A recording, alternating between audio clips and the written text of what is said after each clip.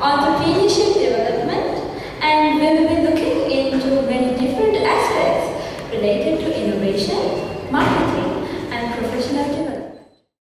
InnoForum 2013, organized by the Rotary Club of the University of Manitoba, is the main event organized under the Intellectual Task Force project. The main objective of this event is to develop the technical and professional skills of the undergraduate to overcome the challenges in a highly competitive industry. I would now like to call upon Dr. Lahika Brahmana to deliver the formal speech of welcome.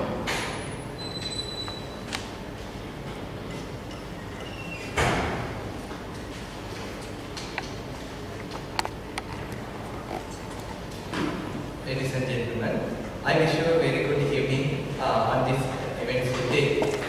It is a great pleasure that I welcome all of you for InnoForum 2013.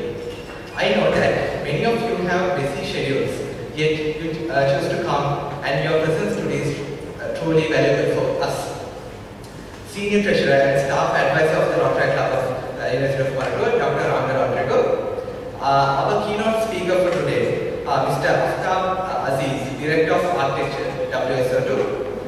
Ms. Asanti Jacinto, Senior Marketing Officer of WSO2, and other officials from WSO2.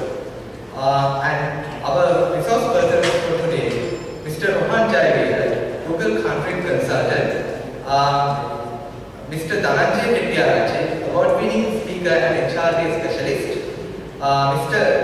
Rajitha Kuruppu, CEO of Ellipsis, Mr. Danika Pereira, founder and CEO of Bhasha Lanka Limited, and my fellow students. InnoForum 2013 is the main event organized under Intellectual Task Force project by Rotary Club of University of Manitoba. As a newcomer to the cooperative arena, to face the challenges in the highly competitive industry, it is very important to have developed skills in technical and professional scenarios. This is the perfect platform to gain the expertise. Today will be a golden opportunity for all of us to interact with some of top-class speakers and achievers of our community. This would be the excellent opportunity to enhance your managerial skills in advance with creativity and innovation to become an entrepreneur. We hope that all of you will make the most of this opportunity. The Rotary Club is indeed privileged to be the foster and to be the driving power of this event, InnoForum 2013. Over the time, Rotary Club has shown a remarkable excellence in coordinating programs for shaping the talents of university undergraduates. So, this year we are proud to present you InnoForum 2013, which certainly has immense value to reshape yourself and prepare you as change maker. Once again, I warmly welcome you to the InnoForum 2013, and I do believe that you will make the most out of this opportunity. Thank you very much.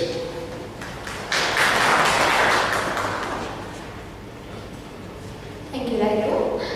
There was much debate as to what was an appropriate current topic for today's program, and finally it was decided that the theme would be entrepreneurship development, a topic most relevant in today's context. For our keynote speech for the day, we have with us Mr. Aftab Aziz, who will be representing WSO2, our main sponsors, and is also a leading technology startup company in Sri Lanka. We are immensely grateful for the support that has been given to us by your organization, sir, and we warmly invite you to address the gathering.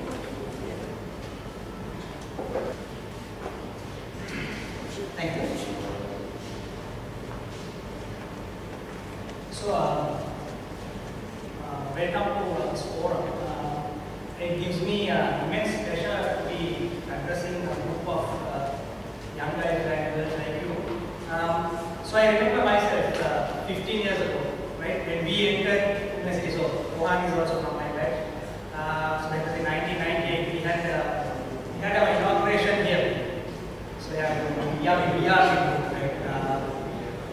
So nothing has changed much. So then like at that time, we got like leading people from the industry and academia who came and addressed us, and it was a great experience for us to be able to like talk to them and listen to what they had to say. So today, when I was given this topic to a keynote speech, right, I wanted to, and it had to be something related to the strategy because it has responded. So I wanted to come up with something that we as WSO, a message from WSO that can be sort of delivered to young guys like you. And so that's why I came up with this topic, creating a culture of innovation, the WSO today. So what does WSO do different?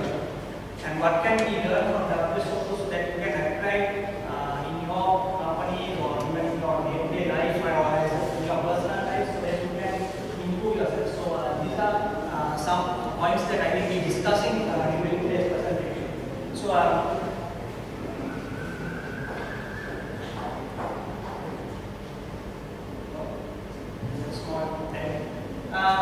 so for those of you who are not very familiar with what WSO is, WSO is a Sri Lankan company which was started fairly recently. So we are a little more than 7 years old, and we have a big vision, right? So when you are an entrepreneur, having a big vision is something that's very important. So our vision is to become the world's leading nuclear company. So Sanjeev always says, Sanjeev, our CEO, we are going to take over the world. So we are based on Sri Lanka and taking on the giants, IBM, Oracle, Google. So we are going to take over Google. So that's our aim. So we aim high, and we are well on our way to achieving our goals. In WSO, what we do is we redefine certain things. Right? There is a traditional way of doing things, and there is the revolutionary way of doing things. Right? And WSO, what we try to do is we try to look at the revolutionary. How do we build software better? How can we sell software in a better way so that the customers and WSO and all the stakeholders benefit? How is software marketed? How software is supported? So we basically like take fundamental things like this and we basically redefine it. We look at how we can improve this, how we can innovate in these areas, right? So mainly the innovation is the lifeblood of WSO. So I'll talk about some of the ingredients of our culture. So the main thing is passion, right? So when you are doing something, or when you start a business, or engaging in a profession, passion is very important. If you are not passionate about what you do, then it's not likely that you will be successful in that area. So you have to be passionate about what you do. Passion is a key ingredient, right? So that's what will drive you. That's what will allow you to do things in a better way, and that's what will allow you to innovate and improve things, right? So passion is a key ingredient in our culture. The other very important aspect is meritocracy, right? Meritocracy. So this meritocracy means basically the people who do the work get the credit, irrespective of your title, your age, your seniority, whatever. Meritocracy, right? If you are contributing more towards an organization or towards a project, towards a team, you get recognized and you get rewarded for it and you get highlighted, right? So irrespective of you being an intern or senior engineer or an architect or whatever, or CEO, right, you get highlighted if you are doing the work. So this is basically, so we have learned a lot of things like good values from the open source culture we are working. So this is something that we mainly inherited from the Apache Software Foundation, which we work with very closely. So meritocracy is something that is very useful to building an innovative organization. So this is something that will encourage even young people to come up with new ideas. So let's say you join WSO or any organization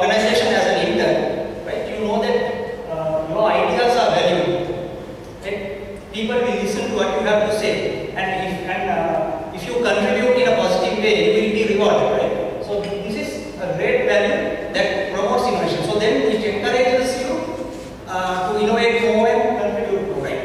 So meritocracy is one of the other great values.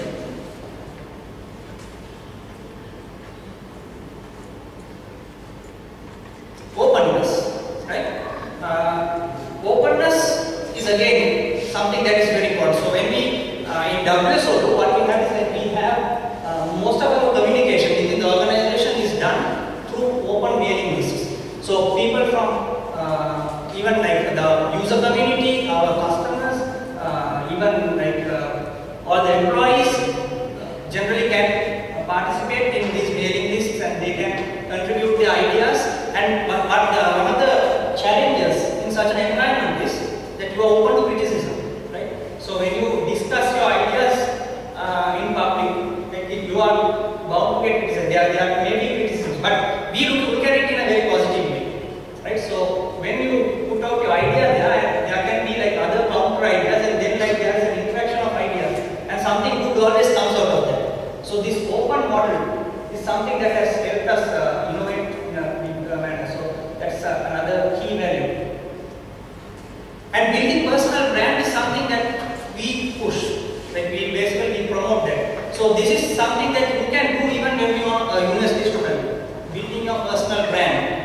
How do you build your personal brand? Right now with the like all the social media available out there, it's very easy for you to build a personal brand. Like you can participate in forums, open forums. You can participate in projects. You can contribute. You can have your blogs. Right. So this is something that we encourage our team members to do, building their personal brands. So by building their personal brands, in turn, that contributes positively towards the company. Right. So you may write a great blog post. Right. You may like develop something during your free time, and you may like publish it. Right. So that's building your personal brand. So when our team members build their personal brand, that directly contributes back to the company. Right? So that's something that we promote and we encourage all our employees, and even when we go to open forums like this, we encourage young students to take this up very seriously. Right? So this is something that you could do today. Constant improvement. Right? So this means like I said earlier, there is a traditional way of doing things, and you could be satisfied with that, or you could look at how could this be done better, right? So what we do is we like in our software, the stuff that we build in our marketing strategy, in our sales strategy, we look at the current model and like we always look at ways of improving them. So like we never rest at a particular place saying, okay, now we have achieved 100% here, so now we can relax, right? So the reason is when you are competing in the world, there are like a lot of players out there. They will find out a way to do something in a better way, right? So you have to always be on your heels, and you have to always concentrate on looking at how to improve things. Right? This is something that we promote at the grassroots level, and like everybody is encouraged constantly improve what they are doing personally, what they are contributing towards the organization, and all other aspects. And moving out of the comfort zone. Again, this is something which is related to what I said earlier as well. So generally what happens is you find your comfort zone and you move into that, and you are happy with your comfort zone. Now you are well settled, and you don't want to take risks, and you are basically, you do whatever you do best, and you just keep on doing that, right? So that basically kills innovation. So if everybody does that, you will never get to the next step, right? So moving out of your comfort zone is very important. So this is like you always have this fight or flight response. Like when you are put into a situation, you can either run away from it, or you can fight and then survive and become a better person. So basically, like we encourage the fighting aspect, right? So move out of your comfort zone. Every day try to do something that improves yourself, your society, your organization, whatever. So that's a key value that we promote. and one team. So this one team as concept is something that we take very seriously, right? So if you look at traditional organizations, you have different departments. You have the marketing department, sales department, engineering, and so on. Right? So what that sort of creates is it creates these boundaries, and then like what could happen is like this team has this responsibility. Once they are done with that, like it's not their responsibility at all. Then like there are some stuff that can fall in between the cracks. There are certain things that do not like fall directly into one department's responsibility. Right? So when you have these demarcations, these artificial boundaries, it's possible that things fall through the cracks and that could affect the organization, and then it could kill the team spirit. So at WSO we don't have departments. We have teams. We have the marketing team, sales team, and so on. But we operate as one team. Like I said earlier, we have the open communication model. So we have the mailing list mainly through which we communicate, and even like people in engineering can contribute to marketing, and vice versa, I can contribute to sales, business development. So this is something that we stick to. So if one part of our organization or one team, one part of our sub-teams basically achieves something, it's an achievement for the entire team. And again, if one part fails in something, it's a failure of the entire team. So that's something that we treat very seriously. And people are not resources. Right? So like if you learn traditional project management, your timelines and other stuff, you look at people as resources. Right? So you basically look at resource allocation. But in the real life, if you look at people and treat them as resources, that basically like kills the innovative culture. Because people are just looked at as replacement parts. Right?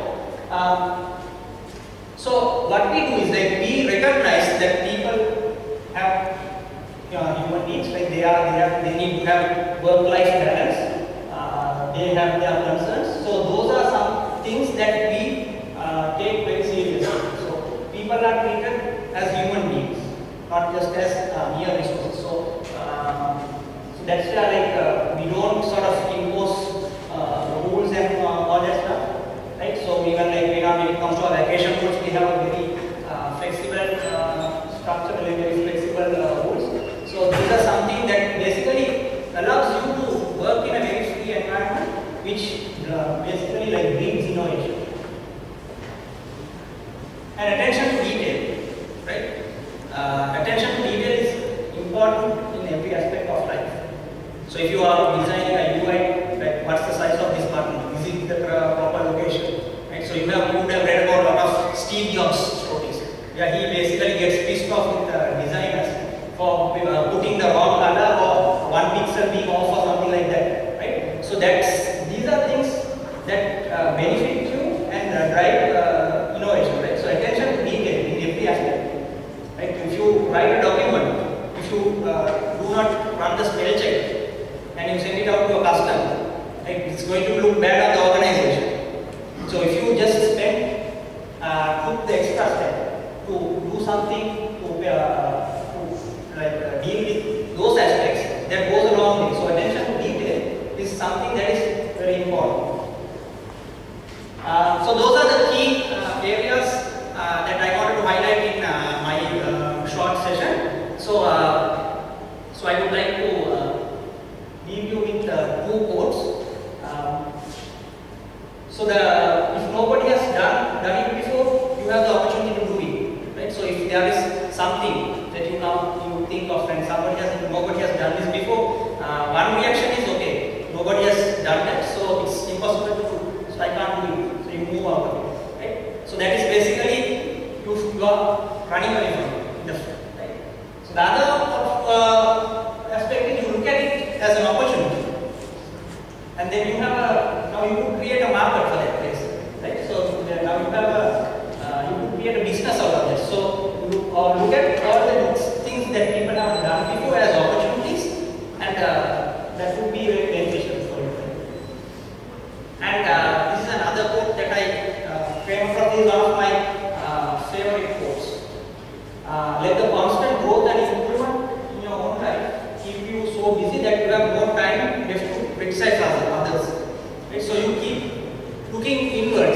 keep on improving yourself. When you keep yourself busy, then you don't have time to like look at the faults of others and so on. So this basically will improve you as a human being, will improve your organization and so on. So basically that's my message.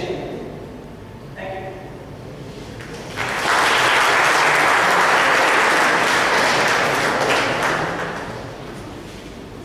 Thank you, Mr. Aziz. Our first session today is titled Learning to Unlearn. And our speaker in this session excels in the realms of human resource development and public speaking. He works closely with select organizations that value innovation, result-based HR solutions to specialized organizational challenges. He has pioneered several adult learning and performance prediction models that are currently being used by global organizations to meet specific challenges in training, recruitment, and performance management. As one of Sri Lanka's most sought-after trainers, he is known for his acclaimed sales, communication, change leadership, relationship management, and contact center training. He is a partner of choice for many organizations that require result-based competency training for their staff. He also works closely for the Sri Lankan government on developing scalable HRD models that focus on enabling the public sector to develop and to reform. Without any further ado, I would now like to invite Mr. Dhananjay Hettiarachchi up on stage.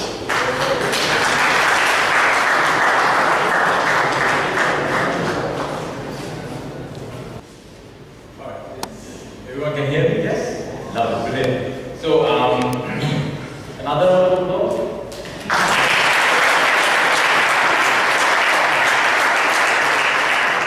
I think in a previous life, I would have been intelligent enough to go to Rotorua University, you know, because throughout my life, I've been working with you guys. You know, my first job was with Virtusa, and I was heavily involved with recruitment. I recruited a lot of guys from this university.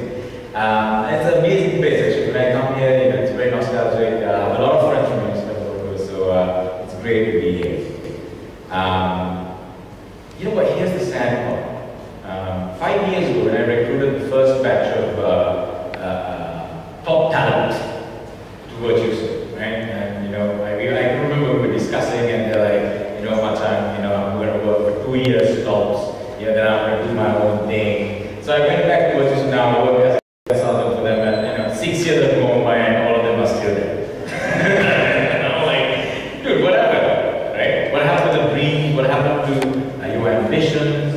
I mean, I know all of you have dreams, right? I mean, how many of you have big dreams? Raise your hand, big dreams? Big dreams? Yeah? So what's your dream? Yes. Company, that's brilliant. So what's your dream? What's the big dream? Yes? Yeah. Fantastic, man. I mean, this is what I'm saying. Everyone I ask is going to start the next software company, there's going to be the next innovator, but it's not happening. It's not happening. I mean, I don't know, either you've got to be like Rohan, you know, be the one and only Google consultant.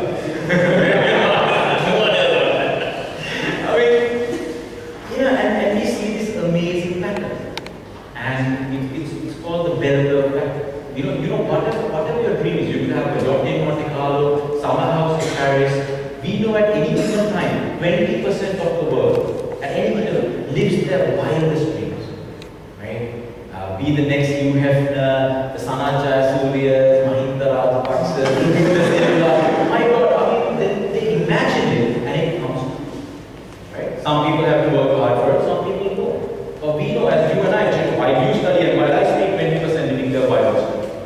60% come to work, go back home, watch TV, go to sleep. Come to work, go back home, watch TV, go to sleep. Come to work, go back home, watch TV, go to sleep. Come to work, expect a promotion. Go back home, put a little shot, watch TV, go to sleep. Come to work, now no promotion.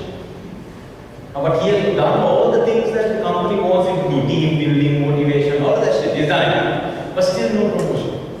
Go back home, put a whole bottle, go to sleep, never wake up in the morning.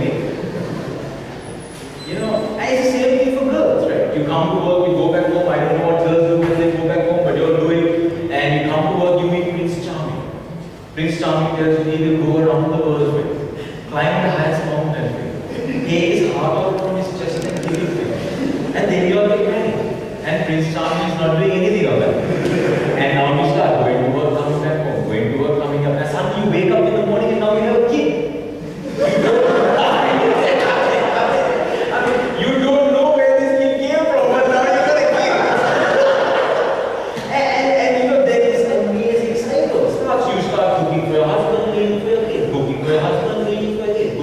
long-term meaning to your day. And then your HR department comes and gives you a couple of, nice Hallmark card, fixes a couple of balloons and says you're the best employee we ever had, thank you so much, now get lost.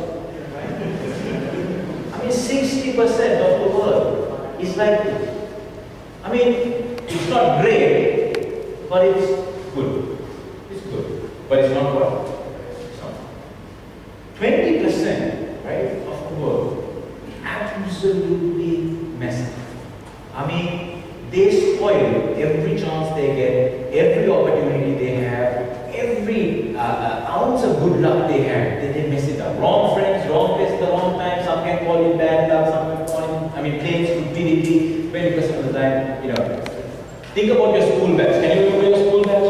Can you remember the guys at the front? Probably you guys were at the front, no? I mean, the people who wanted to be rocket scientists and so on and so forth, my God, crying when they came in second place in class, And then you had the 60%. Honestly, I belong to the 60%. We wore the same socks for the whole week, we didn't know whether it was coming or going. And what can you remember the 20%? Back in the day, we knew these guys were not going anywhere, right? And any company you did, you get this. 2016. Where do you guys want to be? Great, good, or bad? Great? Yeah, great. What does it take to do it? What does it take to do it? And it's an important question in human resource development that we ask. How do you make good employees great? Right? How do you make good people great? And for a long time, we thought, my God, we need to teach these guys proper competencies and skills. Let's start teaching them Java, C++, communication skills, leadership skills. And when we started really, just going further than competency building. And we did this for a long time and we found out, it's not working. It's not working. But a couple of years ago, we did this very interesting bit of research at a company I work for, just to find out what makes the top 20% different from the 60%. And we found some amazing stuff. Now, one of the things that we found was the competences of the really great people and the good people were not that different.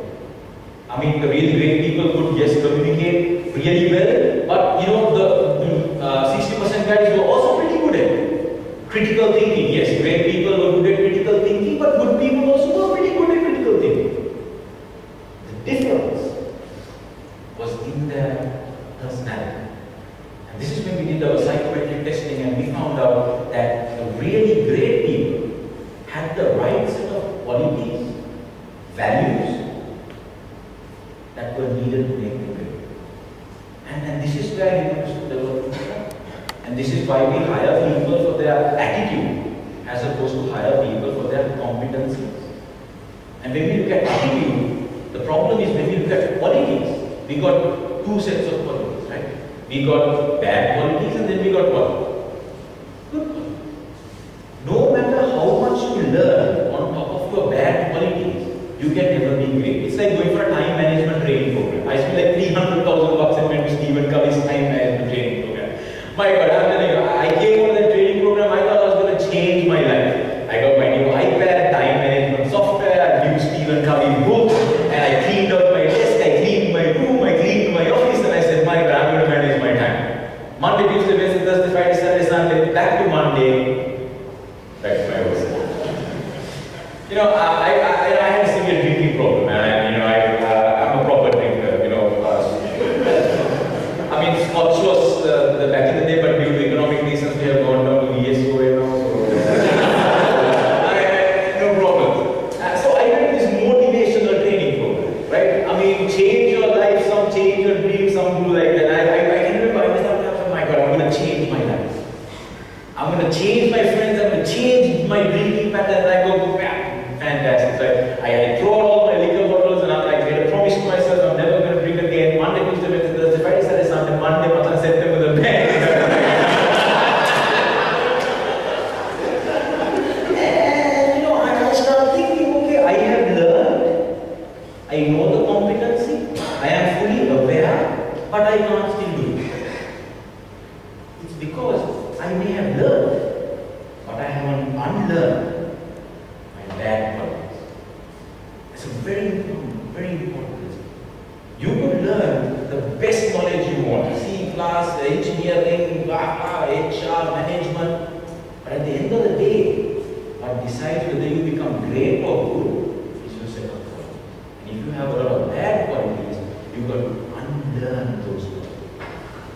Alvin Toffler, in his amazing book, Future Shock, said the greatest competency for the 21st century is going to be your ability to unlearn, learn, and relearn. It's very important to the sequence. Unlearn, learn, and relearn. So before learning, there is a lot of what? Unlearn. So Alvin Toffler said that recently we in Sri Lanka had found out a long time ago. When I was a kid, I can still remember my sergeant used to say, "Hadanne issalla makan." That's what Alvin Toffler is saying. Hadanne issalla makan. Before you learn, you got to what? Unlearn. Hadanne very good. Again. It's an amazing concept. So, a lot of companies I work for now are not focusing on learning. They are focusing on how can we help adults unlearn. But how can you unlearn?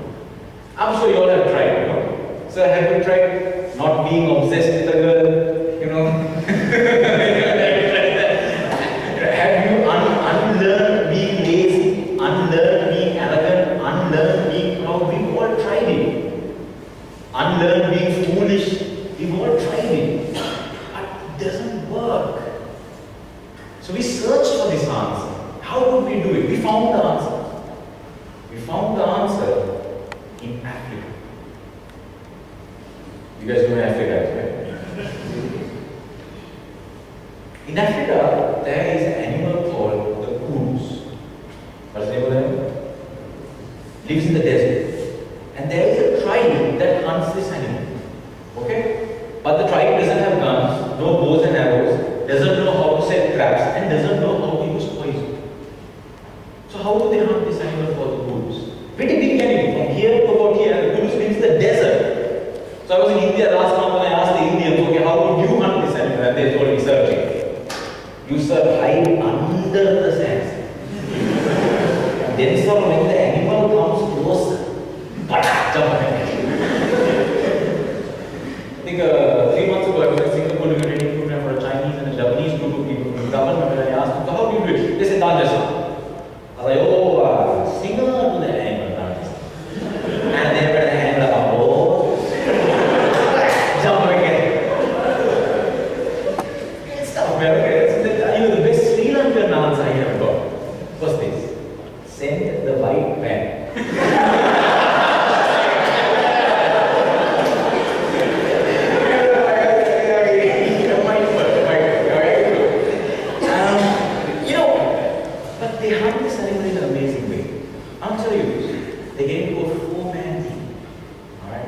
They go to the edge of the desert, and then they can see the kudus now about a kilometer away.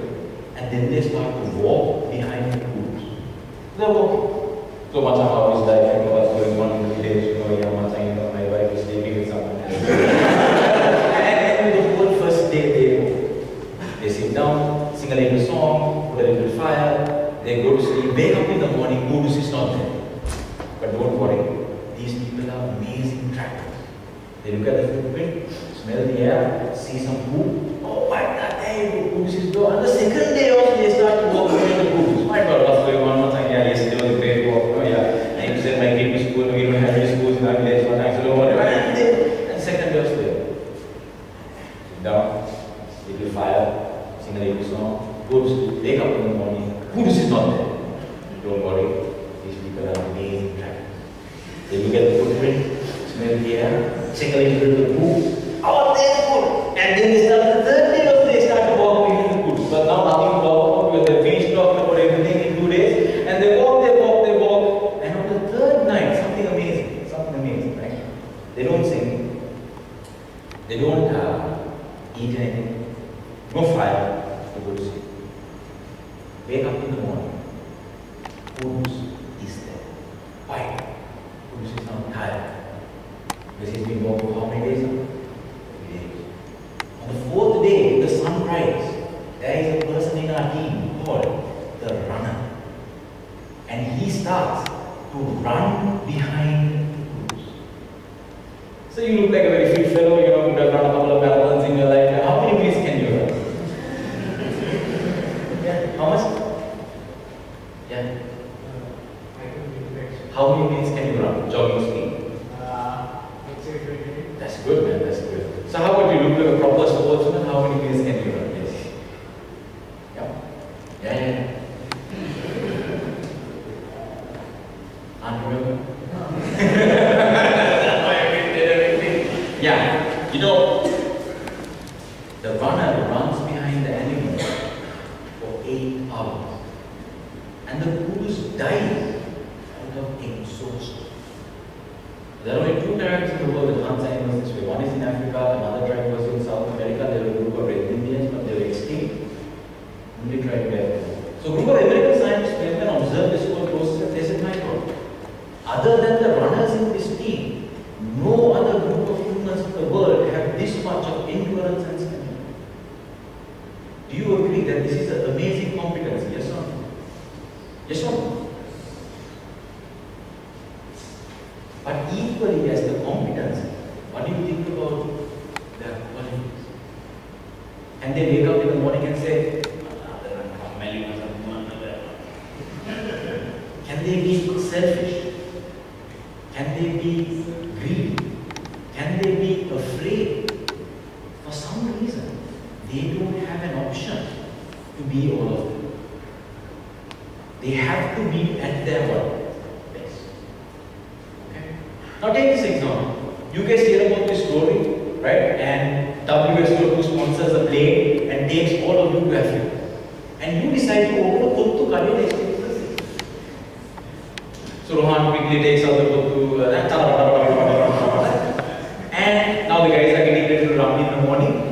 Rohan goes and says, Machan, you are there. We are from WSO2, sponsored by Google. Yeah, he will give you Google Kuttu. And these guys are, my God, amazing. Amazing. No one has given us free food. Thank you so much. And they start eating.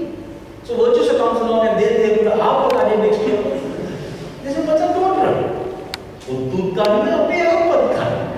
Fantastic. Now before you know it, a whole set of IT companies are now in Africa feeding these people. In between you always sell some software and some applications as well, but then predominantly feeding. We feed the first generation, second generation. By the time we come to the third generation, what do you think would have happened to this once amazing competence? Increased or decreased? With the reduction in competency, what else would have decreased? Their personality. Now, once very fearless warriors have now become very afraid. Once the very selfless people have now become very selfish. Let's take a look at this.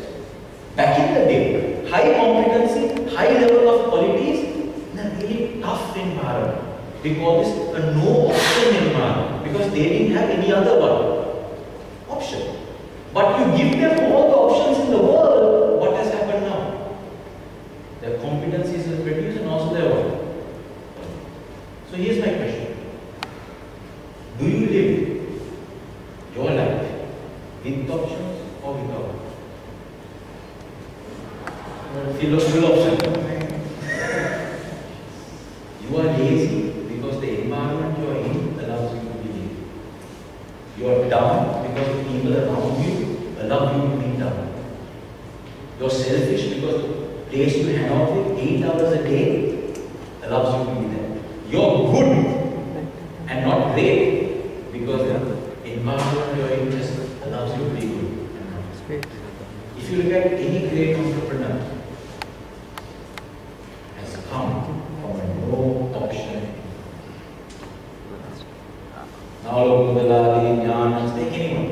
Microsoft, Bill Gates, Steve Jobs, you all know their story. No option in mind.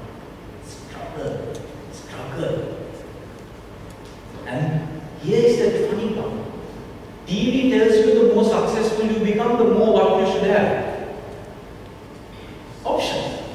In real life, the more successful you become, the poorer you have to feel. Very important. The more successful you are, the poorer you have to feel. Take care about it from Lala. Started with the option environment, build up, then start buying houses, Lamborghinis, all of that. And what happened is skill and competence. This is why really successful people, no matter how successful they become, they live a frugal life. because they don't allow themselves to indulge in luxury. Because the moment you do that, you're going to lose the very competence that made you successful.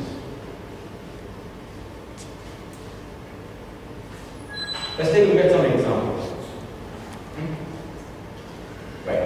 Let's start with universities. What is the difference between Harvard, Oxford, Cambridge, and Colombo University?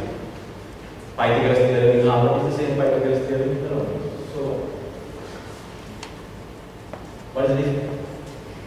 It's the environment. Ivy League University top 100 means no option. Either you're great or you're here. Right? But some of our universities are not pointing fingers. You can be 15 and still continue the degree at like 45. I had a friend, Silva. My batch, dumbest guy in the batch. He was in the last grade. He was as a handy in grade 10 now. And in grade 10 the guy disappeared. One day I was coming out of HSBC after doing a training program, a brand new BMW 7 Series parked up in front of me. And I was like, my God, if I'm going to die on the road, I would want to get hit by a BMW 7 Series. And suddenly the window rolled down and the auto empty. Now you won't, no one calls me empty unless you know me from college. I looked down and I'm like, my God, Silva. Now I can't ask the guy whether he stole the car, my God. And I get into the car and I asked him, Silva, what happened to you? Oh my God, because it's BMW 7 Series. And he tells me, don't worry, I didn't steal it. And he tells me the story, how in grade 10 he went to Australia and then he started working in a small vegetable outlet that sells vegetables. And then today he is a director in Southern Australia's largest retail firm. And he told me, Macha, if I didn't work, I was going to die. No one is there to take care of me.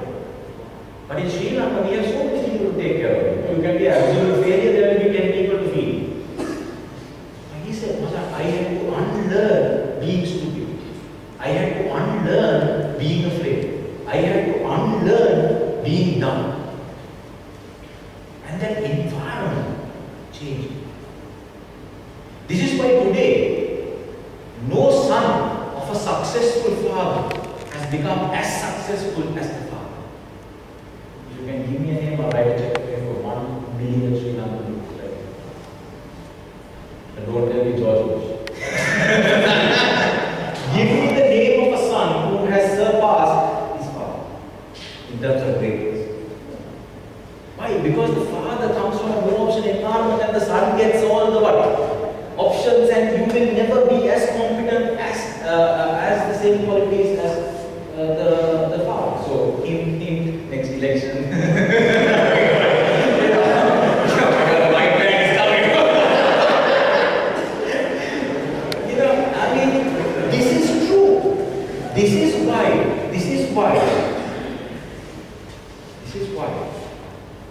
this no-option environment is the key thing. This is why some of the best performers in university come from the most rural of places. The struggle helps them unlearn the qualities. I'll give you my personal story to wrap up. I started my career in Virtusa, and then halfway through I got headhunted for an American IT firm as the head of HR. And when you're young and you're head of HR in an American IT firm, you get a lot of money to do nothing. Very important. But I'm telling you, man, when you're young and when you get a lot of money, what do you do with it? You don't put it in a savings account. I have the record of coming out of Cinnamon Lakeside in a wheelchair without a shirt while the wedding was going on, completely drunk.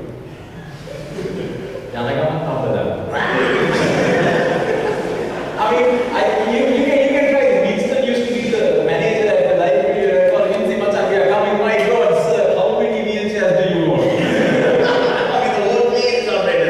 And after those 2 years of my life, there are so many things I can't tell you, but then all the things that I can tell you. I had some amazing times. We used to spend like nothing.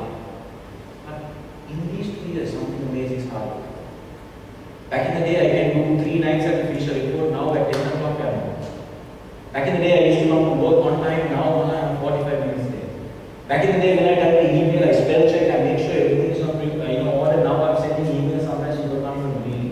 Back in the day, I was really nice to my employees. Now I'm like, I don't give a shit.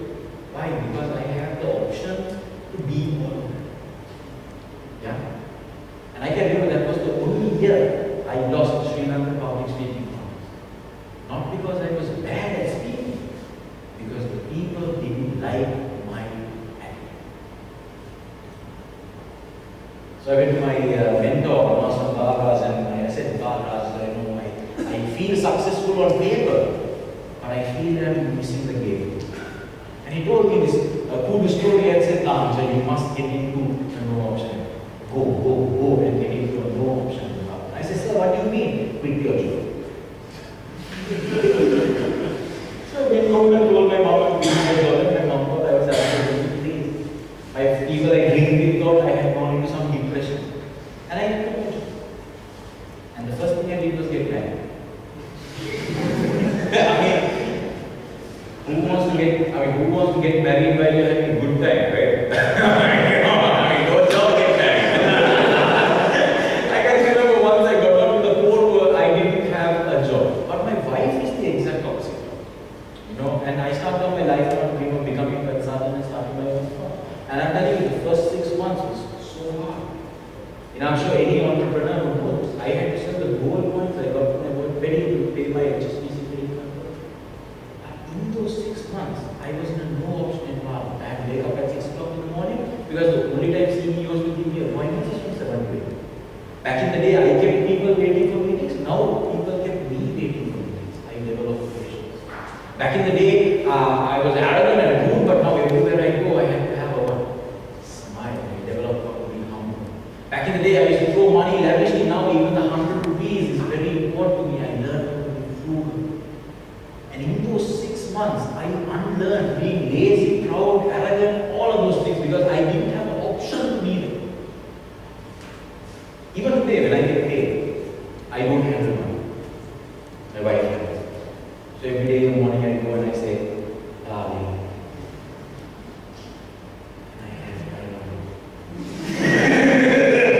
What for? I do that. But I make it a point not to handle money because if I get money not to handle, I got the option to work. Guys, you can't change yourself. Stop crying. But you can change your work. Why? If you want to be great, you've got to get into a great environment. If you want to be super, you got to hang out with super people. If you want to absolutely amaze the world, you got to be in a circle of friends, environment, family, people that push you to be absolutely the best and doesn't give you option to be good. Only option is to be great. And this is the problem. A lot of entrepreneurs, a lot of our guys I know who have come from this university have settled for good because the people they work for, the friends they have, all say, Machan, this is enough, good enough for you. You've got to change your environment. That's the only way you can go from being absolutely good to absolutely good. Thank you.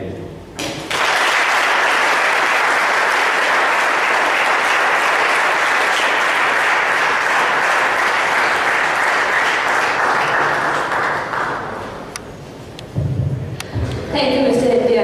My mind is definitely working rounds and rounds trying to figure out what I am doing wrong. I'm sure all of your minds are working too. Sir, can I have you up here again? And Rotary Children Diversity, we certainly appreciate your words of wisdom. And this is a small token of our gratitude, our love for being here with us.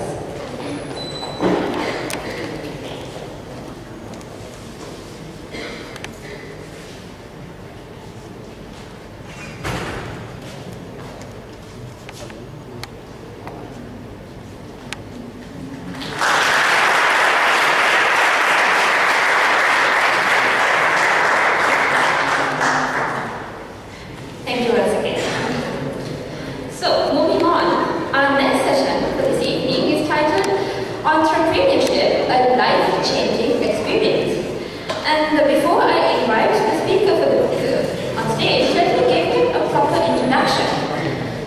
Danika Perera is the founder and CEO of Bhasha Kaka Private Limited, a Sri Lanka-based software company dedicated for local language software development. He is the inventor of Sinhala editing technology on an Android platform and the FETT browser as the first Sinhala Tamil supported web browser and the Bhasha Helipuru as the first Sinhala soft keyboard for Android. Mr. Perera's work has been recognized and decorated with the M. Billion South Asian Award in 2011, the East Swabimani National Award in both 2011 and 2012, and the NBQSA National Award in 2012. Mr. Danika Perera, I would like to introduce.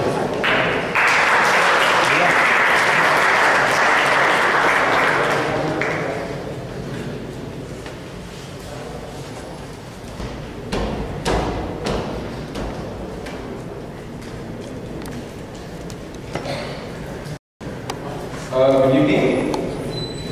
I'm really honored to be here today at my own university as a guest speaker. After just passing out from the university just before 2 months. So, I would like to thank Professor Clark for inviting me to this forum. So today I am going to speak about innovation and entrepreneurship. So, rather than speaking the theoretical aspects of innovation and entrepreneurship, I thought it would be better if I share my story with you.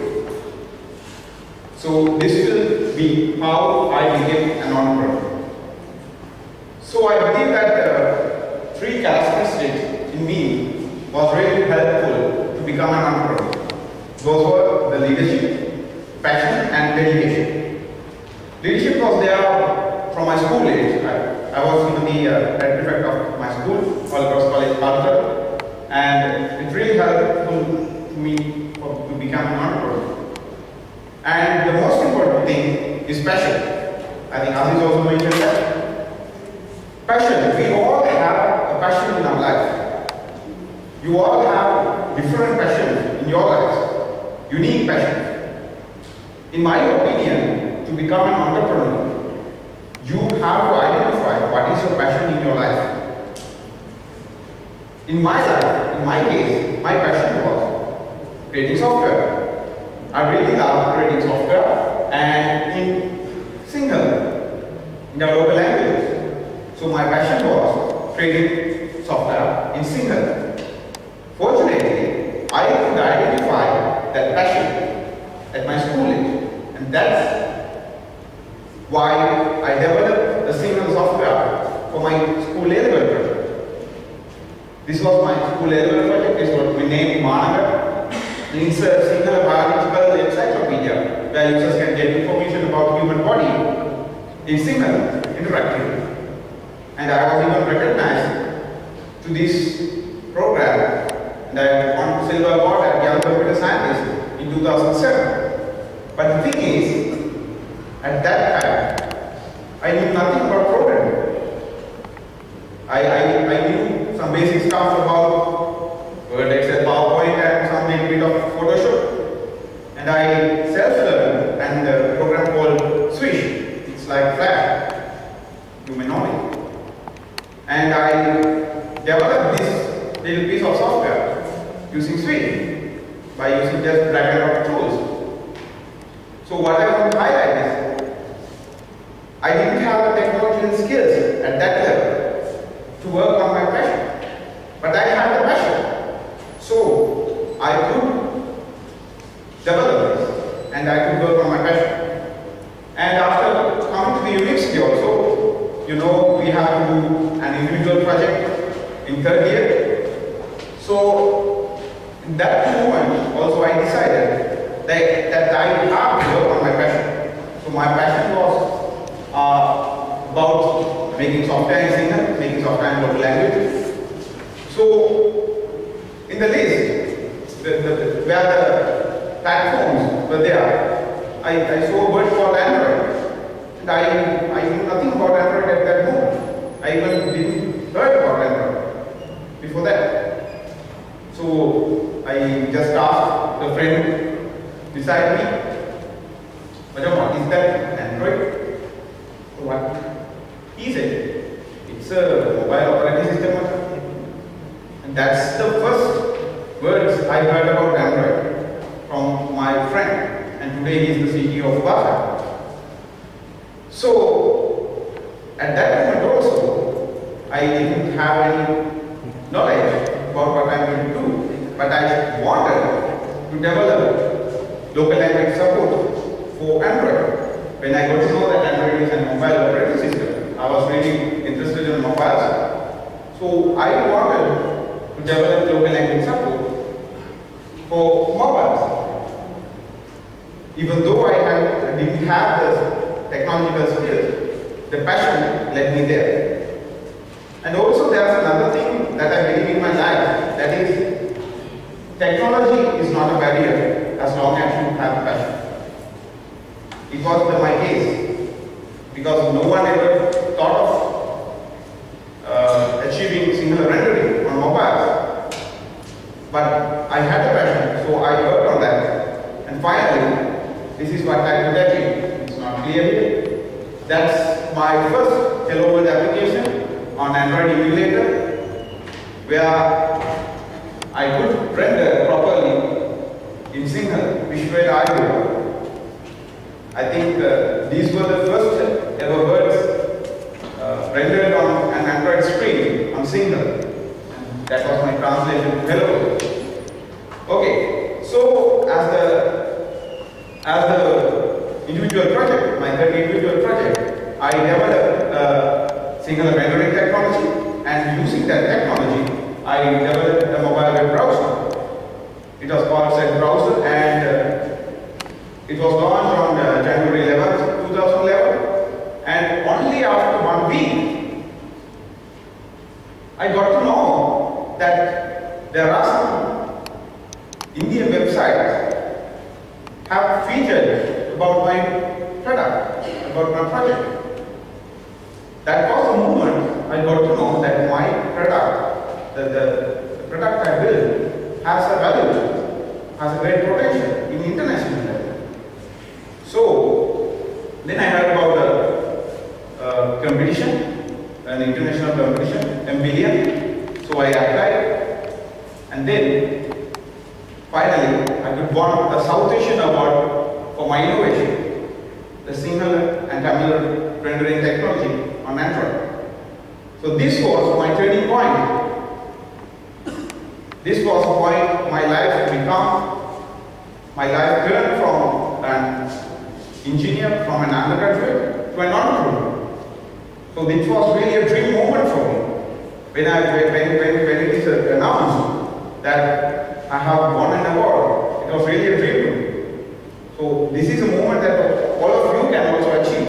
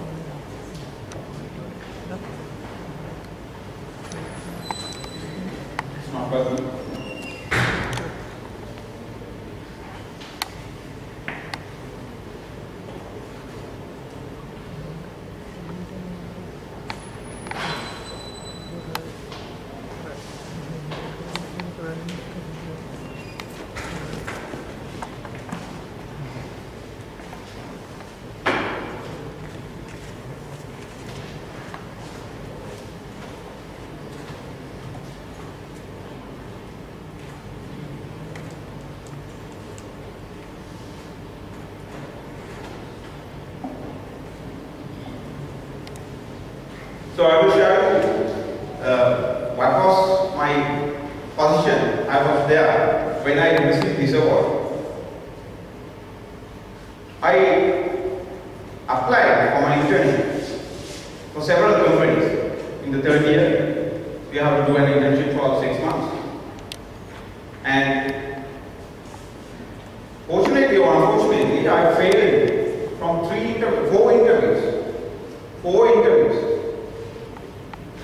So at that moment, I really felt for my life.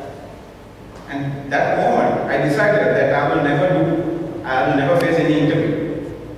So that was a point that changed my whole life also. Okay, so to continue my story from the MBD and the board, what happened next?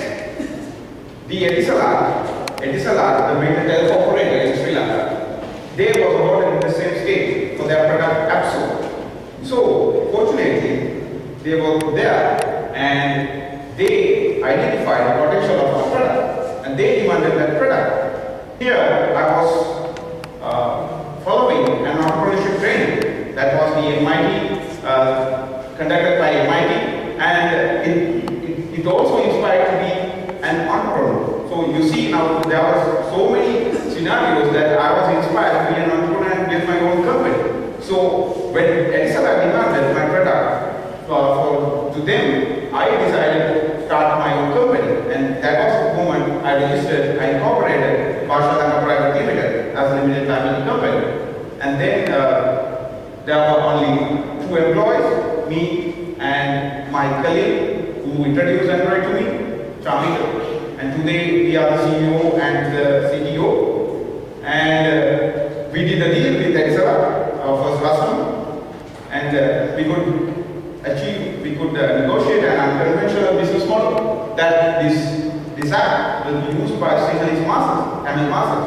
So we want to give this application free of charge to users. So unconventionally, we could negotiate a business model that this will be free for any user, any Etisalat user, but Etisalat will pay us for the downloads. And later, we could also negotiate with Dialog, and now it's available for free for all the Etisalat and Dialog users for free. And after that, I did another innovation, that is Sentico. Sentico was innovated from the same technology I innovated in Set Browser, same rendering technology. That was more mobile, but this is a web solution. I hope many of you have seen this little widget in most of the Sinhala blogs and Sinhala websites, and it's a web service that enables any computer, any website to render Sinhala Camel Unicode even without having the client support. So this product was launched on 8 April as a free product. I was a Sinhala blogger, and that issue was there for me as a Sinhala blogger that in Windows XP machines, Sinhala is no longer displayed. So I made this product just to solve that problem and to give this product as a free product for Sinhala bloggers. I didn't have any financial purposes from this, but now today it's used more than 300 Sinhala blogs right now. And also, I received an unbelievable mail from who? From BBC. At that time, BBC was converting their BBC Sinhala site from English to native Sinhala. Before, the BBC Sinhala site was in English, and they converted in Sinhala. And when they are converting that, they somehow have found my solution on the internet, and they did it exclusively for BBC site, an exclusive version. So I could license Sentico for BBC for £6,000. So you see, I did an innovation. I didn't have any financial purpose on that, but finally, it became a money machine for me. And also locally, we licensed for several companies like Adadera. And we did another several innovations. Basha Bua, it's a news aggregator, trilingual news aggregator, where you can read news from any website. And Basha Vinu, a Sinhala supported blog reader. And Basha Dictionary, a English and English to Sinhala dictionary. And Visual Facebook, Sinhala supported Facebook client for Android. So all these are based on our core innovation, that is the rendering engine. And also for enterprises, we developed the single Tamil news app for other Thiruvananthapuram, and Thiruvananthapuram is now being developed by us. And for Senico, Union Bank, Mobile Banking, and Idea, all these products range has the capability that we developed, that is the local language support. And also we got recognized for our products. Our first recognition was the Millionth Award, South Asian Award, and this in 2011 we also won 3 Miss Money Awards, national awards. That is for Zen Browser, Zenico, and Bhasha Dictionary. And also we won a Bronze Award at NBQS in 2012 and an Upside Award at Upside Champions. So at that time our staff increased from 2 to 7, but the thing was all were part-time employees. We innovated all these products, we developed all these products, we got all this recognition while we were studying at the university. We all were studying at the university. So, another innovation, Bhasha Hello, it was the first and only single soft keyboard for Android. Earlier, there was nothing, there was no way to enter single characters on your mobile phone. And this product is the first and only single keyboard, and this was the launching movement of that in December 2011 in presence of the ministers at BMICH. And we also got recognized for that product, for that innovation also in 2012 is our Kumani Award. And me as an individual and me as a company also got a lot of media coverage after we got that awards, and we could launch the first trilingual website in the software industry, and it was featured on most of the local newspapers and media. And these are our clients right now: major telcos, software insurance companies, media companies, and banks. And recently, our recent achievement was we opened our office, Bhasha headquarters in Calcutta, just after passing out from the university. I ended my university studies in this university in March 2013, and just after 1 month, I started my own office. So this is my story, and now we are hiring full-time employees. Up to now, we all work as part-time employees, and now only we are hiring full-time employees. So I'm really proud that now I have become a job maker rather than a job seeker. So what I have learned by becoming an entrepreneur, this is also what I want to share with you. Because now you and me are in the same stage. I'm still an undergraduate because I'm not graduated yet. I'm hoping my graduation on July. So we as undergraduates have different range of challenges and benefits by becoming an entrepreneur. And about our topic, innovations and entrepreneurship, I really believe that innovations make entrepreneurs. Innovations make entrepreneurs. Now that is my case.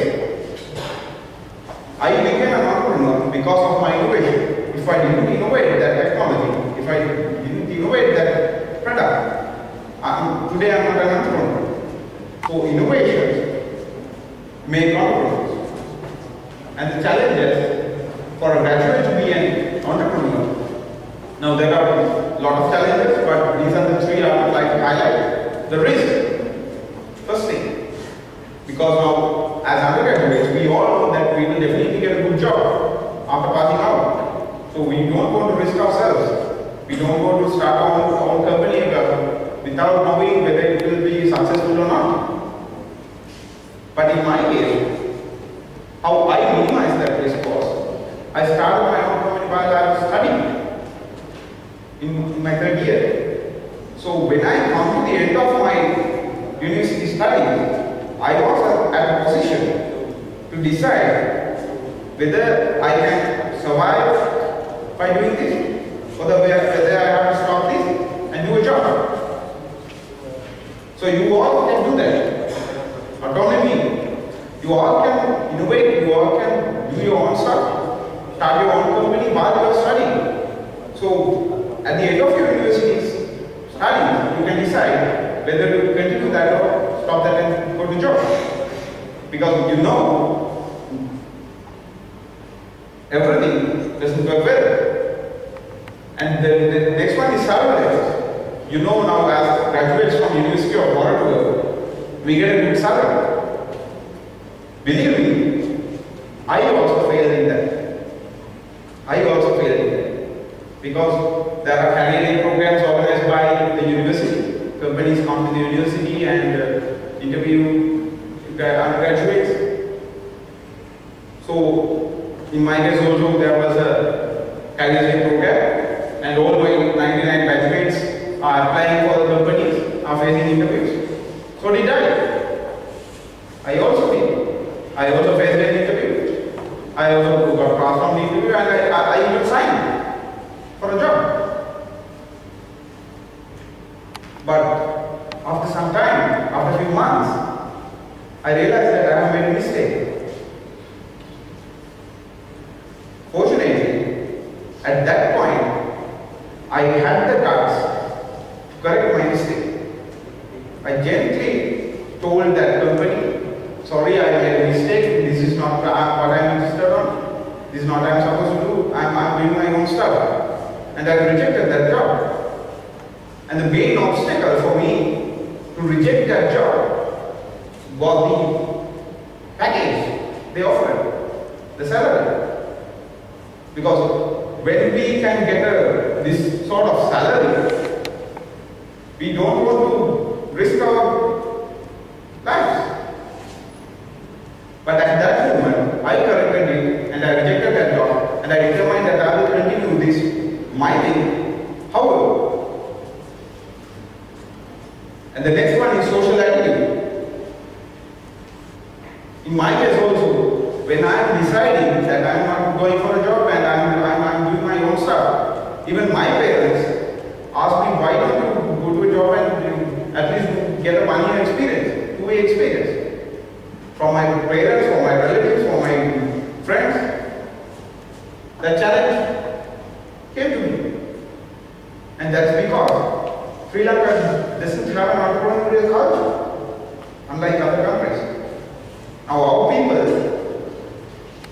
even don't think that there are options out there rather than going for a job. What everyone tries to do, everyone tries to get some education qualification, A-level or higher studies or someone, and going for a job. They even don't think beyond that. So it's the culture, but if you can believe what you are doing, you can take the right decision. And I want to give a big message to you as a graduate, as an undergraduate, as a senior of your. Don't waste your projects. Now you do great stuff. For the individual projects, group projects, you make great innovations, do innovations, make great stuff. But what happens is, after the project, after you get the A plus or B plus or whatever, that project is over. No one knows that this person has built something like this. No one knows that there's an innovation like this. No one gets the benefit of this. So it's over. So don't do that. Whenever you do some project, do something useful to the society and deploy it where anyone can get the benefit of it. In my case, I didn't waste any of my projects I did in my life. My A-level project, it's now available via SchoolNet to download from any student. I still get feedback and comments from school students. And even I am recognized for that. And my third year project, Site Browser, I told you the story. And even my final year project, it was Kantapa Big Data Secure Analysis. And we developed it for industry requirements, so it will be definitely used for the society. And even we were internationally recognized for that as well. Our group is the only group that could publish and published our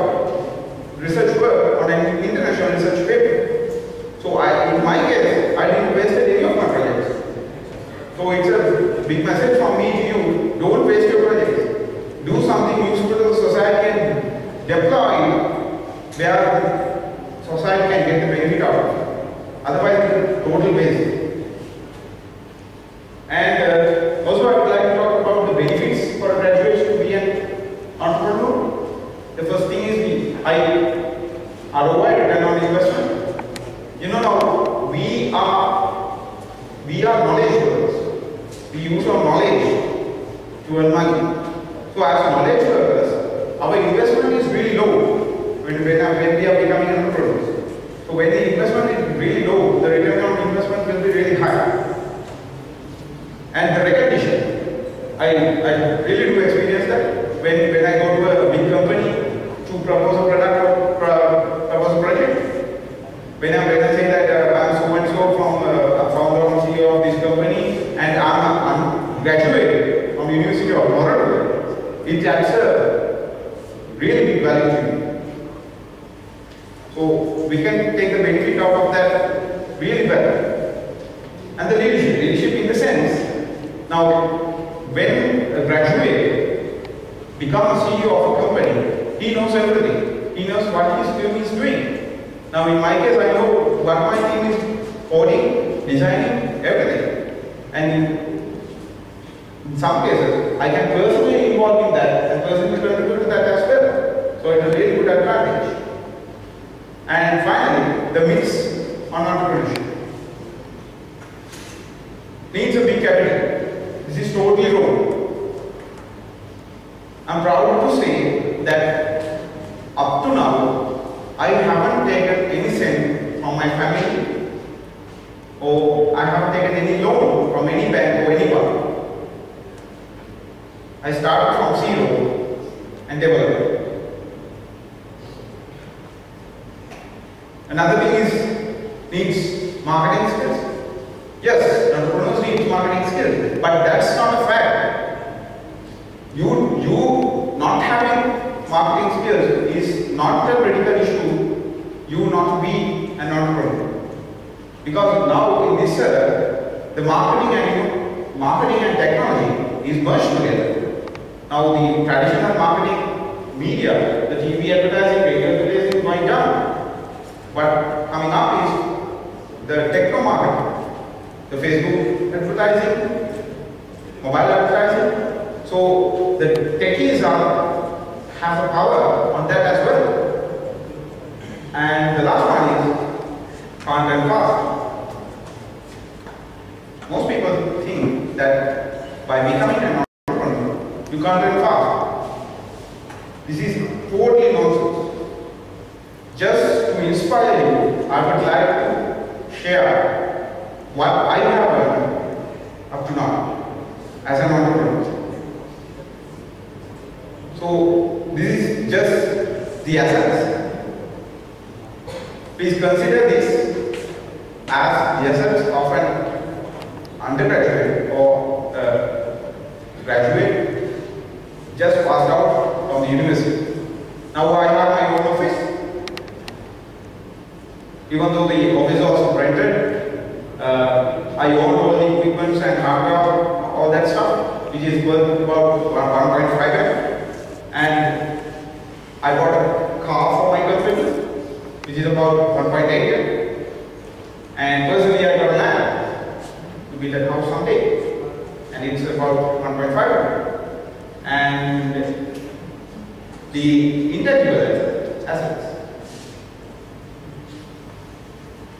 the branding, source codes, which are still unvaluable. So I earned all this stuff by becoming an entrepreneur, starting from zero.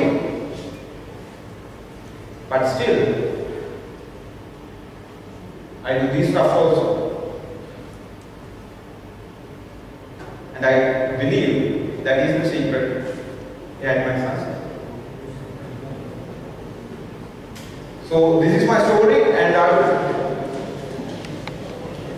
would really like to see. I hope my story got you all got inspired by my story, and I really like to see many entrepreneurs coming from this university, and as an entrepreneur, built from this university, generated from this, produced from this university. I would really like to give knowledge and experience as an entrepreneur. Thank you.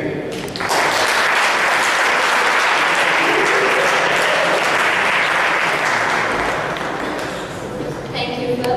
Thank you, sir. I'm sure all of us have a lot to draw, a lot of inspiration to draw from your story. Can we have you up here again, sir? Yes. And I would like to invite Dr. Rahul Gabramana to present the program administration.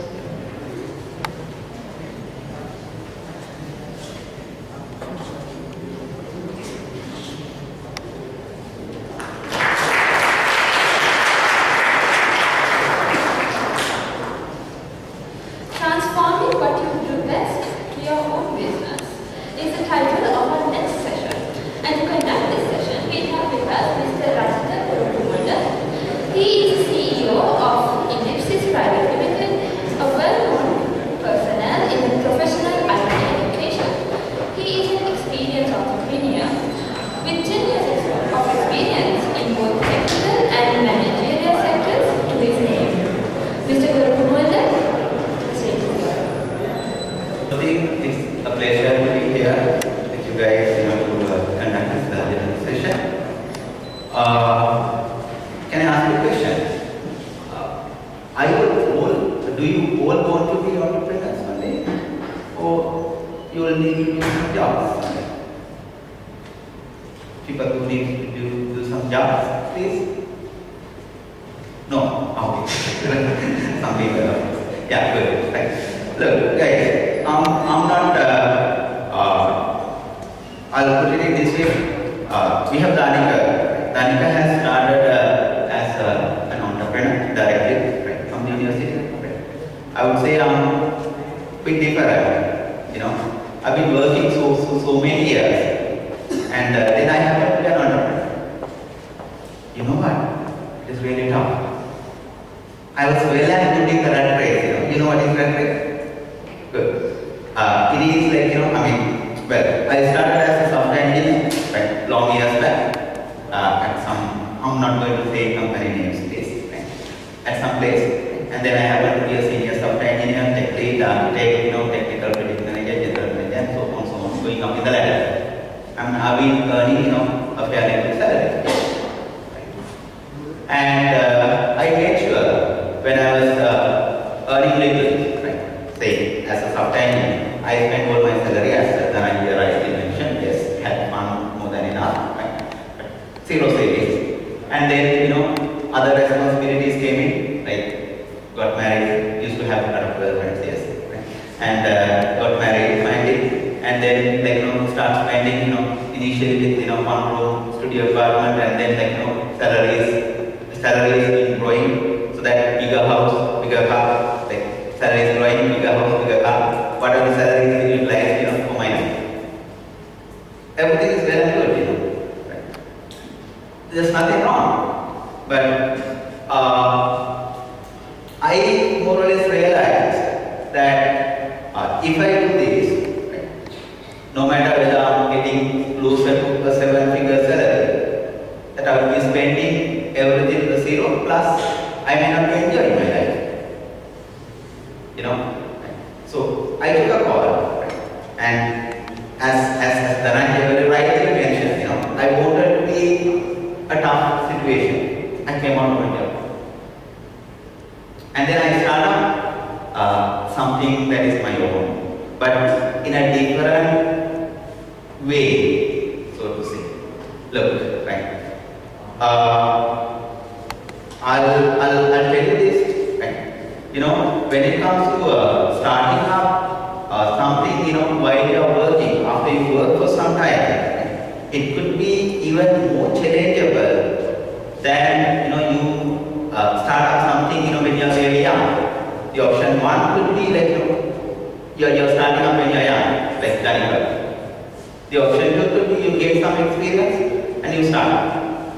You are having a lot of commitments. You have a wife and a kid, you need to feed them. You can't say, hey, I'm enjoying doing some business and please be hungry for next 1 year's time. Can't do that. Yeah, right. So what I did was, I had some business contacts, that I gained over last, say, decade, whatever the time period that I worked for these different companies. And I had a negotiation or rather, some business solution to be provided to a larger company, larger group of companies, so to say. I'm not in a position to tell you what the name is, but just like the past, they are paying, my staff salaries. And they, just make the infrastructure for this company. Like, we have estimated 1 year to develop, this whatever the solutions. They were pretty much a manual running a group of companies, and we have some very successfully automated their solution, their business processes, everything, right, including some mobility. And once I delivered, right, during that 1 year time period, I had enough time, to grow my business, to have my contacts, right, and then to move on with the rest of the business. So I would say, well, right, you need bit of contacts to do such things, right? But if you happen to work, and then if you are trying to come into entrepreneurship, if you are trying to start something of your own, then I see some classes in that, right? Well, the same point has, there are two sides, right? I mean, you are taking some risks when you are doing it at the young age, right? But if you are doing at this age, you need to have something big, right?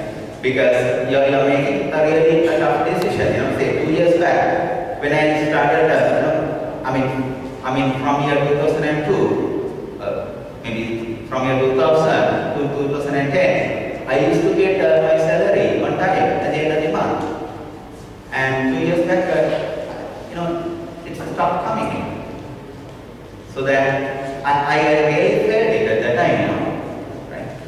And now I have my family to feed, and I have my staff, so I have only 2 months to feed, I have to earn a few millions a month to pay their salaries, It is pretty charitable, right? But I enjoy it, right? We'll see what are the obstacles that I face, right? When I move out, right? Look, right? Because of this partner, right? So to say, right?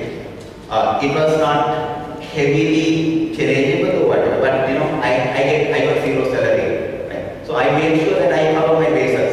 Right? Some of you guys might know that I'm on to, in addition to working as a professional in my career when I was working, I was on to consulting plus, software engineering training or other coaching, so that I make sure that I covered my bases, right?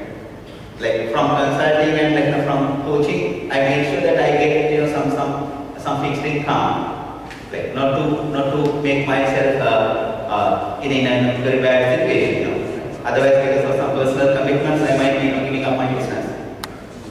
You get it? You can't let that happen. Yeah, right. Okay, right. So that was one. The other was, I'm not good in marketing. I'm not good in business development. Right.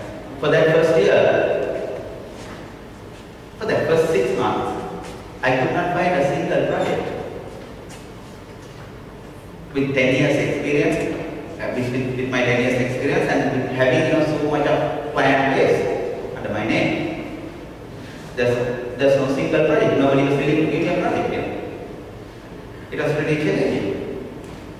But well, then I started finding out what is wrong, because then I realized that business development or marketing is not my thing. But for such things, you can hire a person. Yes, there are people who are really good at it. Just get a person in, right? And each and every problem has a solution, right? Okay, look. In addition to that, I've been facing this and that, so many other problems, such as one is recruitment, HR, right? Because look, right, you may start up, your dream company in whatever way that you like, but will some other person will come and join you? That you are a new startup and hey, next month's salary might be delayed, etc., etc. There may not be, right? So those are the challenges, right? Well, right. Anyway, right. I happen to just overcome those obstacles, right? And you need a lot of patience. I have a lot of patience. In general, I'm having very short temper, right? But I changed myself, right? Because of these things, yes, right? I put myself in a really troublesome situation, right? And can we move on to the next slide, please? Guys? Yeah, right. Anyways, right? So when it comes to this entrepreneurship after working for some time, right? I think it is having some pluses of its own, right? Plus, it may be having its own minuses as well. But let's see, right? Guys, I need to make this session somewhat interactive, right? And I'm all yours, right? Please do ask me questions, right? And even if you're challenging some of my points, do ask me questions, right? And I'm not going to argue with you, right? But I'll share my opinions, yeah, right? Okay, right? Well, look, right? When I was working before, right? I think I remember, right? I interviewed some of you guys for some internships, right? Maybe you as well, I'm not sure, right? So when it comes to these interviews and so on things, yes, right? I happen to find very good people, right? And they are coming into the industry, right? And they'll be happily a part of this rat race, and they will not be going out of it, right? You need to just make sure that you go out of it, right? And I was actually going to talk about was my work experience important for me to do this startup? My frank answer is yes. You know why? Because the image that I made, right, during my working time, say 10 years, right, used to be the main source for my business development. Just because of that only, I'm getting businesses. I'm no good in marketing. Right? If I go to a business presentation, I'll speak rubbish and I'll say blah blah blah and come out. And some unknown person would not be giving me any project for it. But during my time, when I was working in the industry, I had some identity as a professional, as an engineer, as a management person, plus maybe as a coaching person. I'll talk about it, right? And as a consultant, I'm still getting consultation offers. So my staff, the company that I work, is having the development, the consultation, and training. These all three parts that we are doing there. Right? So I train them to consultation, so that they'll be, and my clients are pretty happy about it. Right? So when it comes to recruitment, right, the other thing, right, I found it really difficult to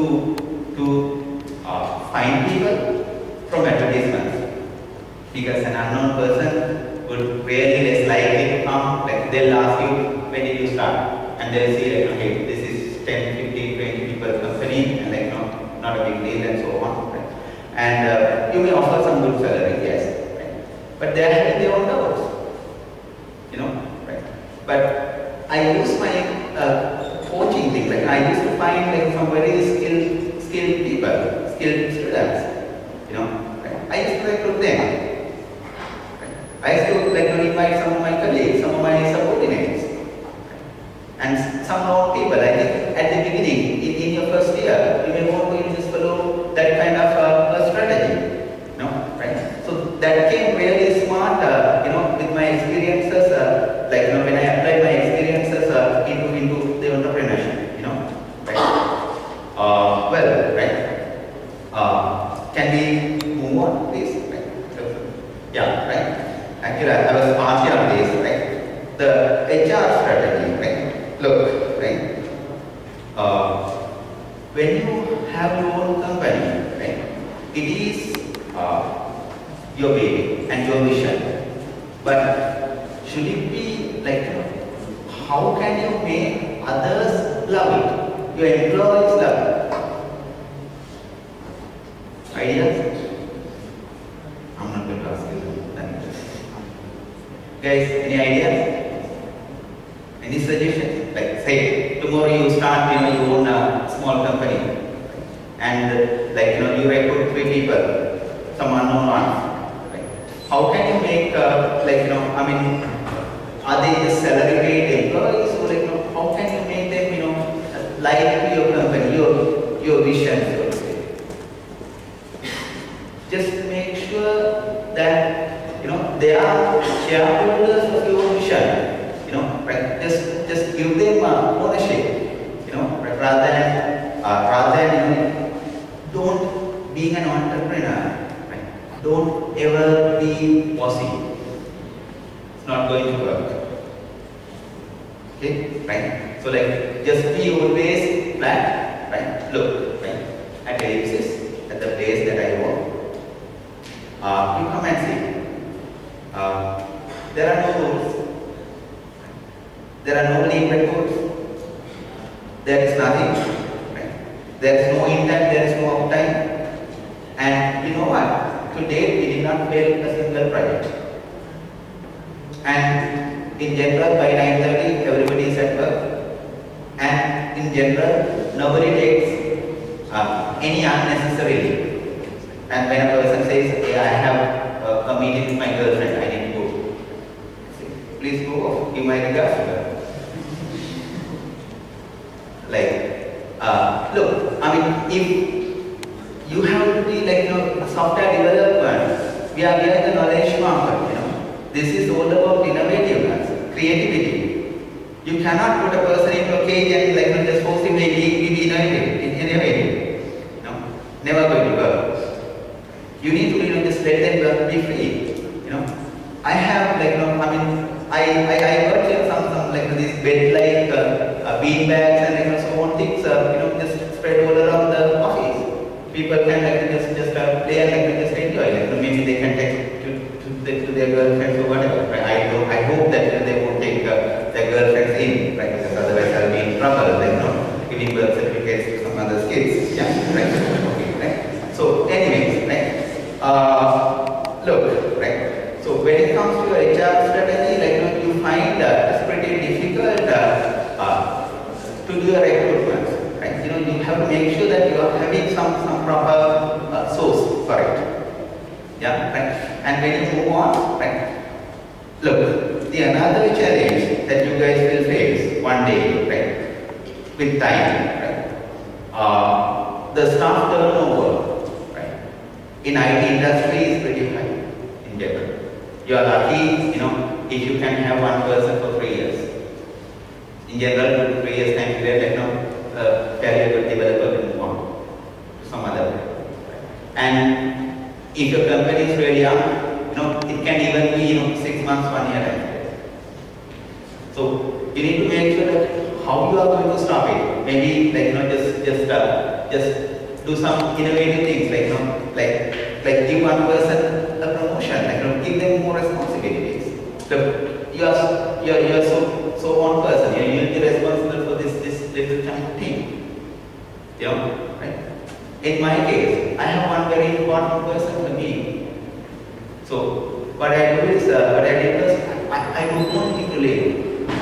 And he likes, certain fancy things like conducting interviews. I gave him full responsibility of conducting initial technical interviews. He's no more than a software engineer. There are better suited people than him to conduct this technical interviews. But I did it. Right? And after that, we will be having another interview. It's a different story. Right? So likewise, you need to make sure that you just have your strategy set up, right? Not to lose people set up. Get it? Right?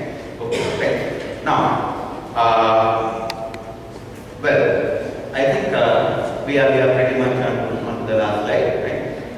The other thing, right? Say, you are really a successful businessman one day, or entrepreneur, a business owner.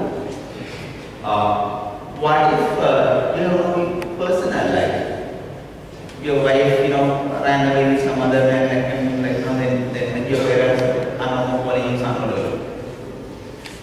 No point now. Yeah. Right. So you need to make sure that you will be having that blend between your personal life and this business thing. There are situations where you have to prioritize some of the personal things.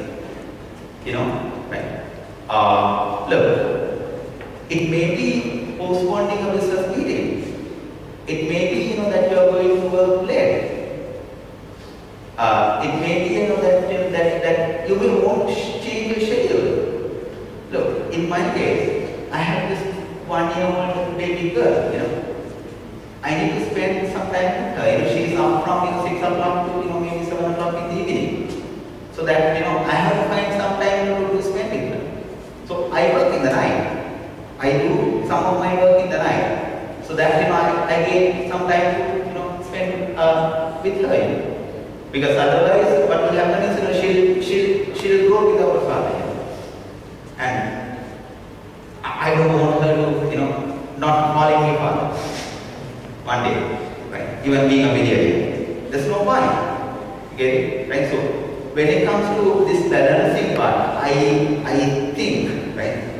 Even I am still learning, right? We all need to start maybe trying to learn from better people, right? About how to balance your personal life and the business or the what you do to earn your money. Yeah, right. Well, right. And just out of these slides, right, I have another little advice kind of a thing, right, to you or other, not really an advice, just something to share, right. Look, this is a never-ending process, guys. And if you want to be an entrepreneur, be humble. Be humble enough to learn from anyone. I learned, from each and every speech that is delivered here. Right? I learned from these guys, those who are handling this event, Yasara and Chintak and so whole guys. I learned from my students, that I teach. Yeah, you are one of my students. I learned from you. Yeah, right. You move well. Yeah, right. So, and I apply that to my business, And I make sure, I think even I'll use we need to make sure that we learn even from a beggar on the road. And if it is any productive, if it is any important, there is nobody who knows everything, right? And look, if you are so protected and if you are doing a job and if you are so-called, so high rank position, holding a so high rank position in the industry, and then if you don't want to move up, no problem, do it. You just be in the right place, enjoy your life, and get retired, enjoy your life, go and die. That's it.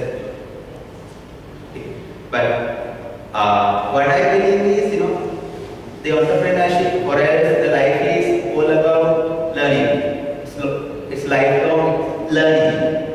You can call it lifelong education, but I call it lifelong learning. Right? So, well, guys, right? And I'm sure, right, that I can get something out of Dhananjay's speech before. Right? He mentioned that there are so many people who want to be entrepreneurs, but they are still working. And I witnessed it. In my 10 years career in the industry before I come out, I had a lot of colleagues, a lot of subordinates, you ask them, each and every person wants to own their own software development company. Right? And they're still working. I happen to recruit some of them into my company as well. So the thing is, you need to, sooner or later, you need to make a big call. You need to, it is a matter of how much of risk that you take. I think it is the personality plus some attitude. I'm taking risks in general. I'm taking risks. a lot of risks in general.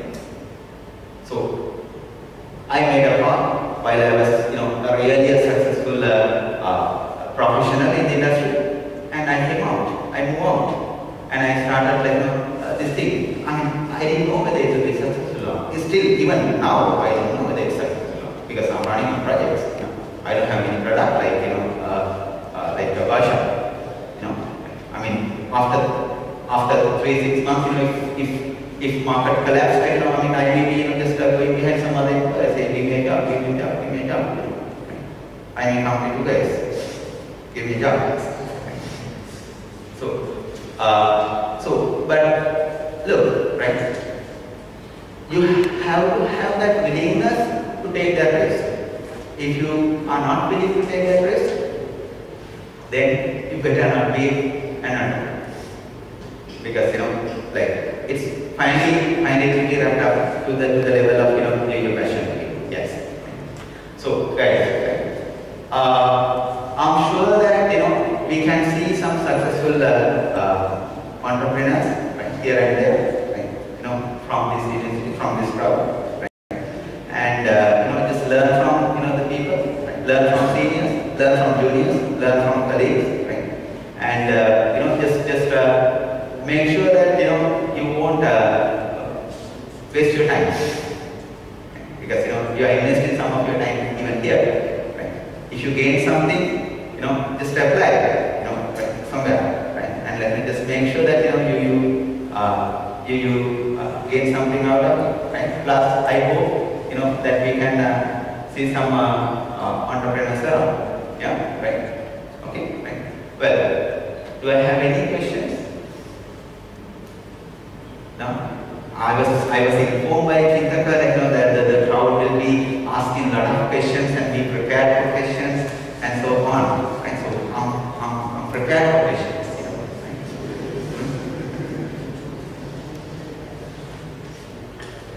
Now, you didn't keep your word. People are asking questions. At least you ask me a question. Yeah, right. Are we good then? Yeah, right. Okay, right, guys, right? Well, I don't promise you the sun and moon, but Chintaka and Yasara kind of some of the people who have my contact details, right? And if you need any assistance, any advice or whatever, you can write me an email, right? And I'll, as and when time permits, I'll reply you, right, with the best possible answer that I can give. Yeah, right. In that way, I think we can separate out. Yeah, right? Wish you all the best.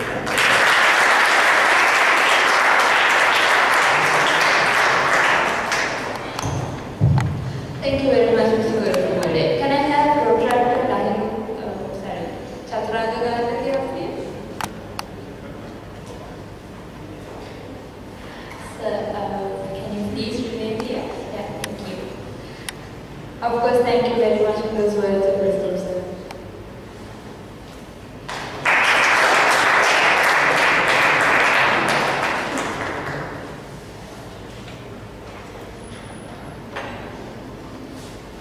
Our fourth and final session for this evening is titled Sales Pitch and Marketing for a Startup Company. Our speaker for this session is Mr. Rohan Jaramir. He is the first and only employee appointed by Google Sri Lanka. He joined Google approximately 12 months ago, and before that was based out at Singapore as a business consultant. Prior to moving to Singapore, Mr. Jaramir has worked for Cisco, Lenovo and IBM. A former alumnus from the University of Moratuwa, Mr. Jayagar was a Bachelor of Science degree in Electronics and Telecommunication. He also holds a professional postgraduate diploma in marketing from CIM UK. He is very passionate about entrepreneurship and does regular lectures at the University of Moratuwa on this topic. It's definitely wonderful to have you home, sir. We are willing to drop out of the University of Moratuwa to do sales. Today, if you have to give me one choice, nothing, right? You're not going to get a Bachelor of Science or Electronic and Telecommunication or Computer Science and all that. But probably you'll get a chance to do sales.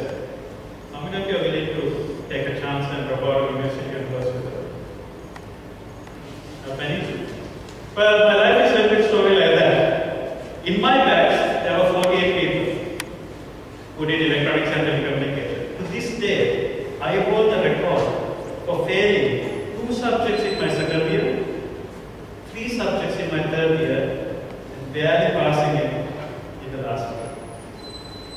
So I think I can echo what Anand was talking about, no option situations. So 99, University of Morocco closed down. Why? You all have a very good love-hate relationship with this Bachelor of Science and the NDT.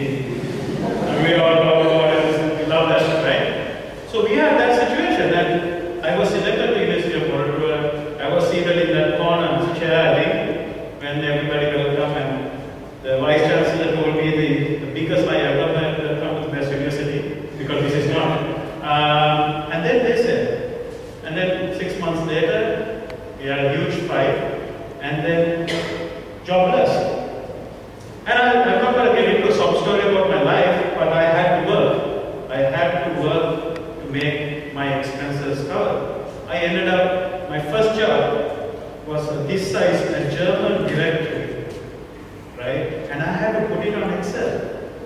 So every day, like going through that directory of entering data into Excel sheet was my job, first job, right? Second job, Pitakotu, Maradana, Kotahena. Coca-Cola gave me a job.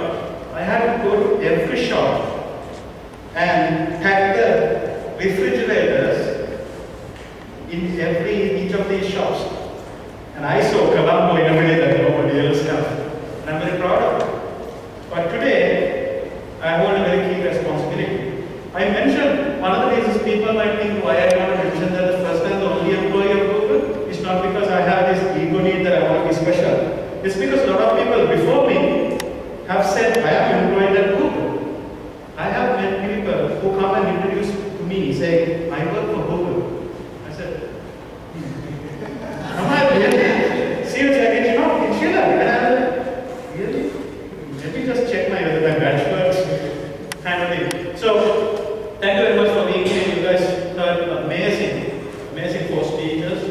And I'll try to do my best to keep you guys awake for the next 10 minutes or 20 minutes, depending on how good I feel about the presentation.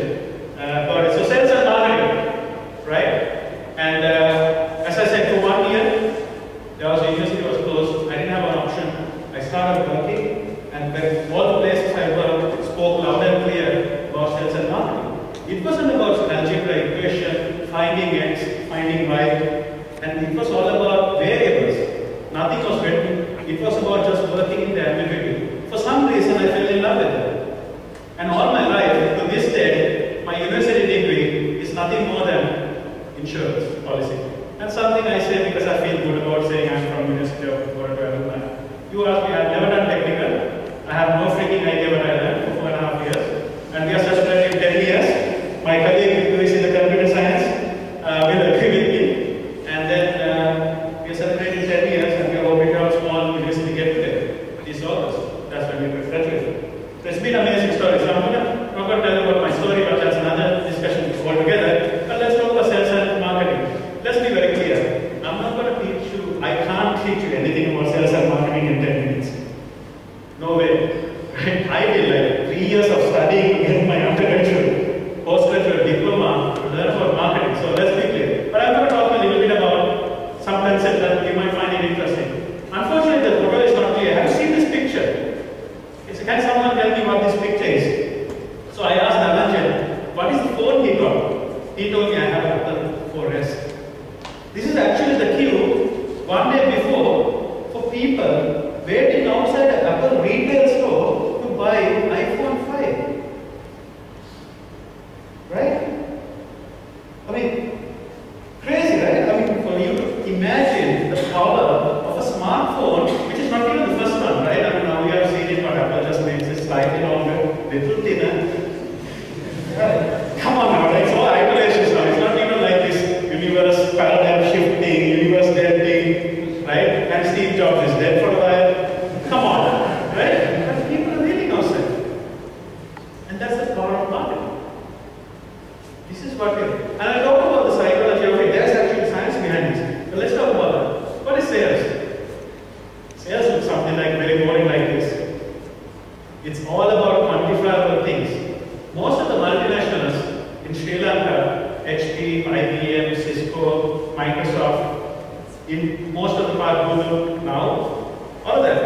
run on as a sales operation, make no mistakes. A lot of people are misunderstanding, thinking that all these companies got marketing functions. They do have very limited marketing functions. It's purely a sales function.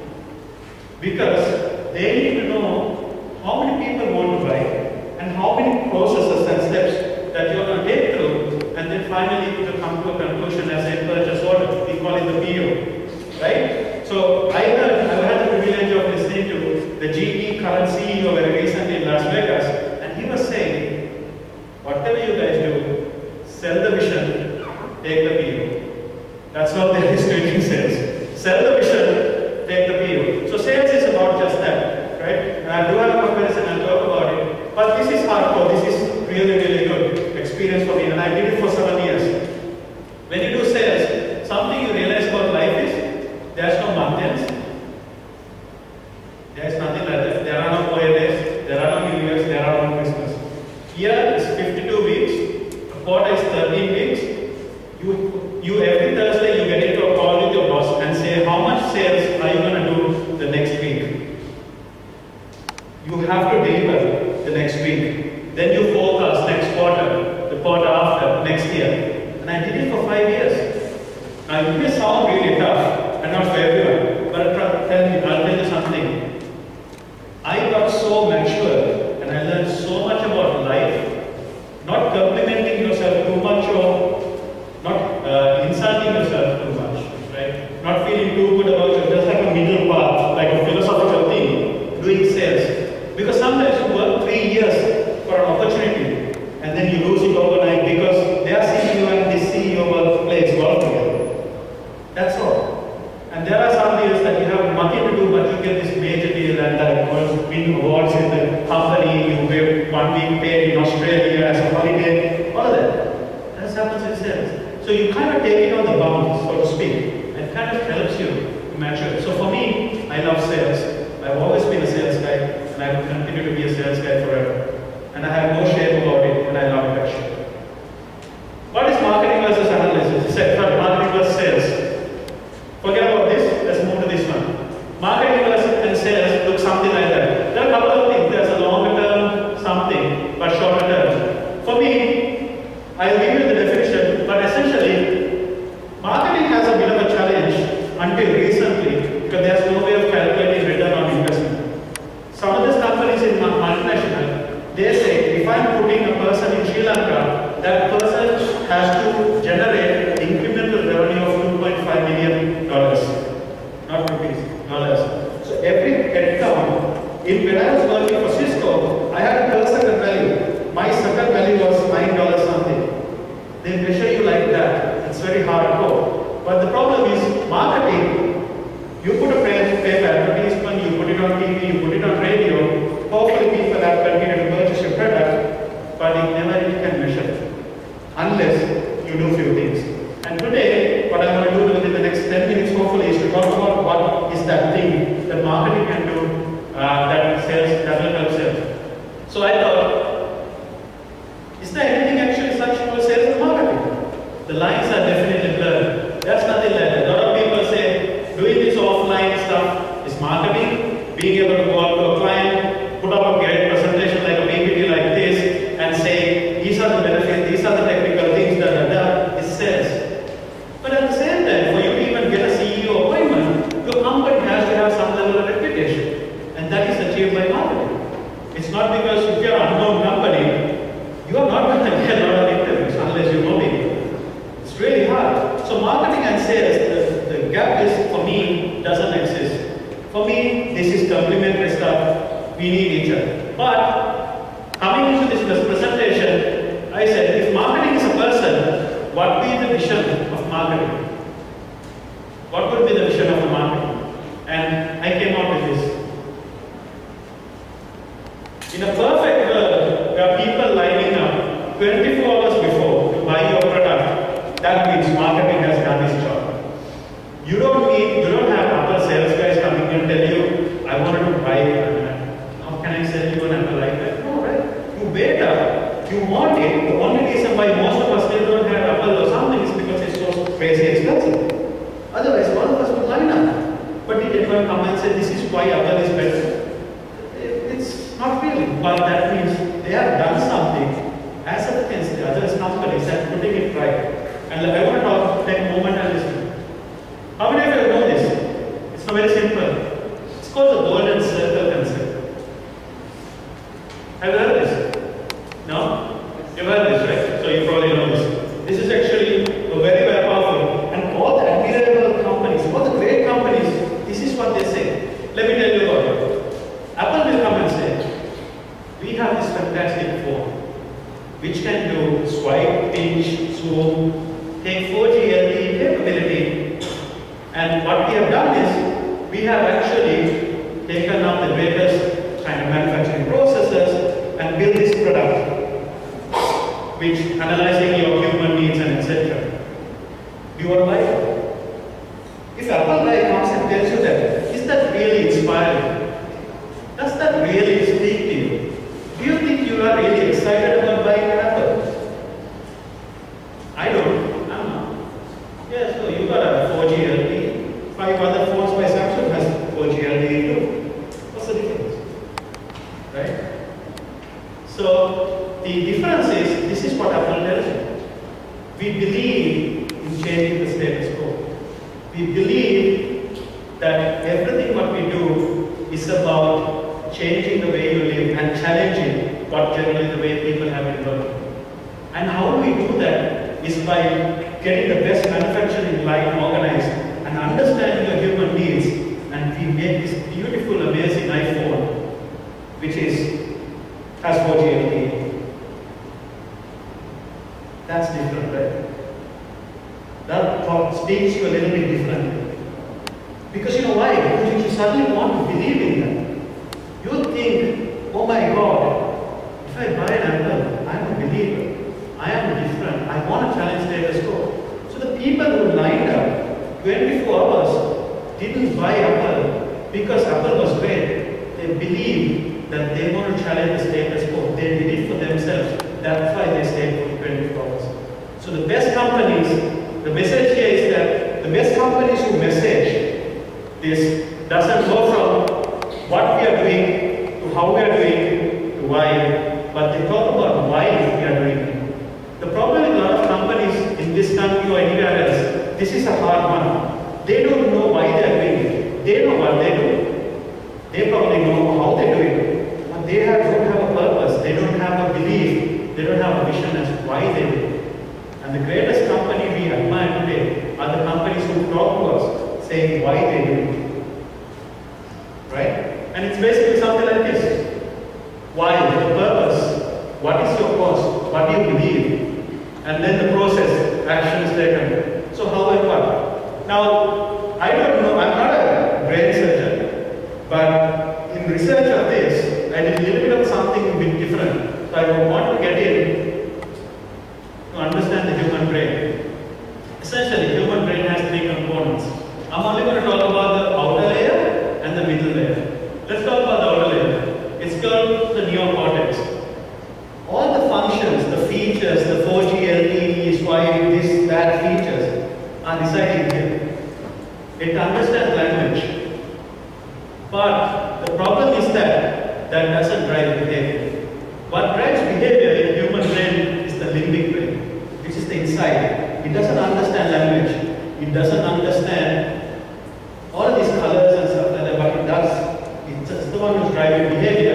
It wants to believe in the purpose in human nature, and that is what driving behavior. So the greatest companies are the ones who can speak to this, called limbic brain. And this is the science behind marketing. The day you want your company to be believed, you want company to aspire, to be admired, what you need to do is you need to structure what you stand for, what's your purpose, what's your vision. And this is what the best marketing companies in the world have been consistently being able to do. Have you ever seen this picture? Take a wild guess. Your pro. I'll show you the other one. This you obviously know, right? This is the Wright brothers taking the first flight. But the guy before that is called Samuel Langley, if I'm not mistaken.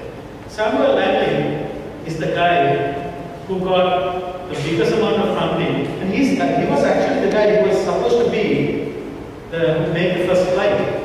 He got the biggest amount of money, he got people working for him, he got people like New York Times and all these magazines were following up with him, writing reports about the progress he was making, and all that was going down. But these guys, they just funded their project by their spare parts shop. They knew that they will crash 5 times a day, so they always carried the equipment that could last them for 5 test flights. Right? But we all know who made history. And you know what? We didn't even find out that Wright brothers took the flight until 2 days ago because no magazine, nobody was interested in what they do. The difference is this. The Wright brothers believed in it. The other guy, the Samuel, he actually was paying for the money. And you know what? What the story says is that then the Wright brothers, when they launched it and when Samuel realized that he was beaten, the best guy who believed in the mission would have said, I'll take your idea and I will try to make it better. Right? That's the right thing. If you really believe in what he was doing. He didn't say that. He quit because he was only working without having purpose. So this is the power of being able to communicate and message, how you message things. This is something I wanted to talk about. Some of these marketing times, we come across a slide better. This is called the diffusion of innovation. How many of you have seen this? None of you have seen this?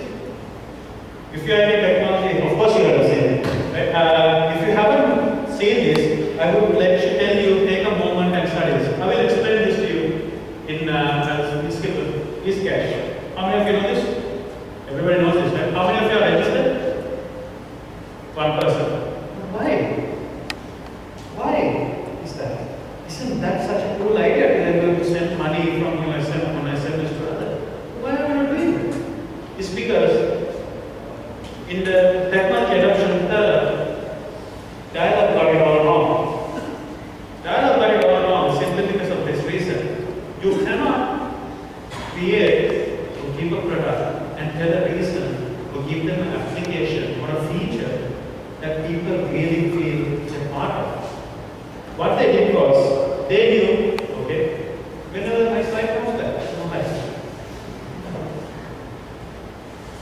Okay, let me just stop you.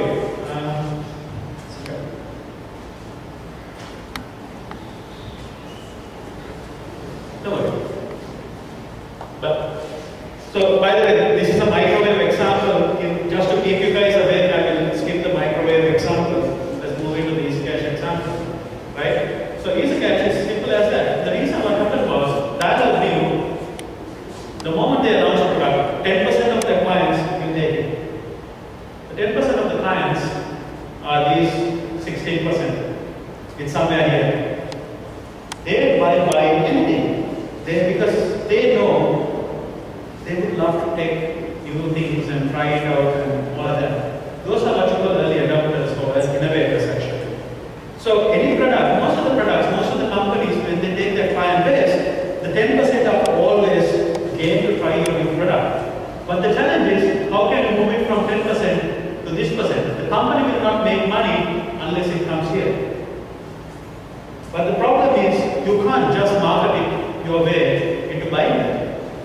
Unless the product is like microwave. Now, do you see a difference between a Sharp microwave and an LG microwave? Not really, right? It's pretty much the same thing. That is because it's already here. But with a new product or technology, you cannot market it as if it's going to be here. And that's the rookie mistake Dialog made with the Eastcash. What they should have done is, they should have given a reason. Imagine this commercial, right? You are sleeping in the night, 3 o'clock in the morning, you get a call. It's your sister. Aya, Rata on the mom. You need to take it to the doctor. You rush in, get dressed, and go to the hospital. Already, your sister is there. Aya, he had to be taken to the ICU, he had to do something. One private hospital like I come now, government hospital and right. Now you realize suddenly you don't have money to pay for this. Right? So what do? You say, yes. Would you think you would try it if you were given a proposition like that? More than just saying you should, So that's where actually I feel the dialogue made a fundamental mistake. They didn't give them enough reason, enough killer application why you should have EasyCash with your phone, more than just telling, oh, by the way, it's all over, you all can have it. So that's an example, and I will recommend these two books for you. If you have the time, fantastic books. Inside the Tornado speaks at length about the diffusion curve. It's amazing. It's also called the technology adoption life cycle. It gives you fantastic examples. The other one is long tail, how companies like Amazon are so successful on the digital retail, digital supply chain. Are they will really help you?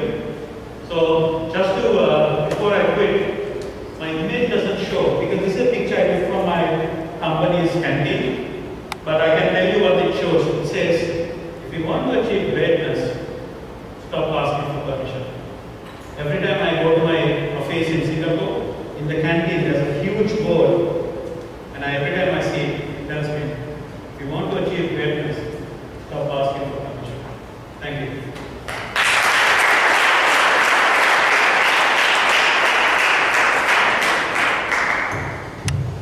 Thank you, Mr. David. Can I have Road Director Sachira come up on stage? So it is a wonderful, wonderful session that you had with us, and this token is to appreciate what you have done for us today.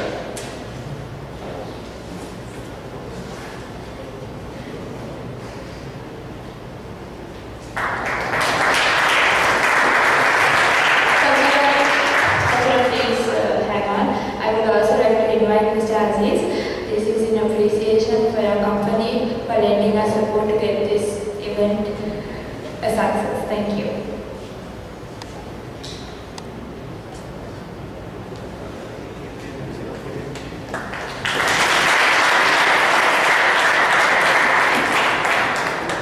We have come pretty much to the end of our sessions, and well, at the end of every successful session comes the most important task yet, that is to thank those who have endeavored to make it a reality. And I would like to invite Road Director Yasar Danilasa, the chairperson of this event today, to deliver the vote of thanks.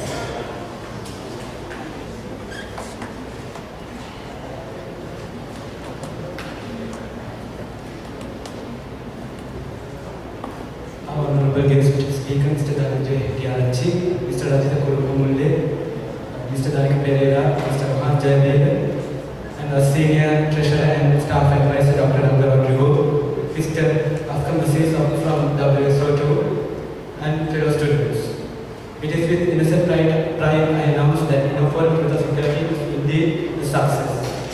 In making this event a reality, there are a number of people behind us giving us strength and support.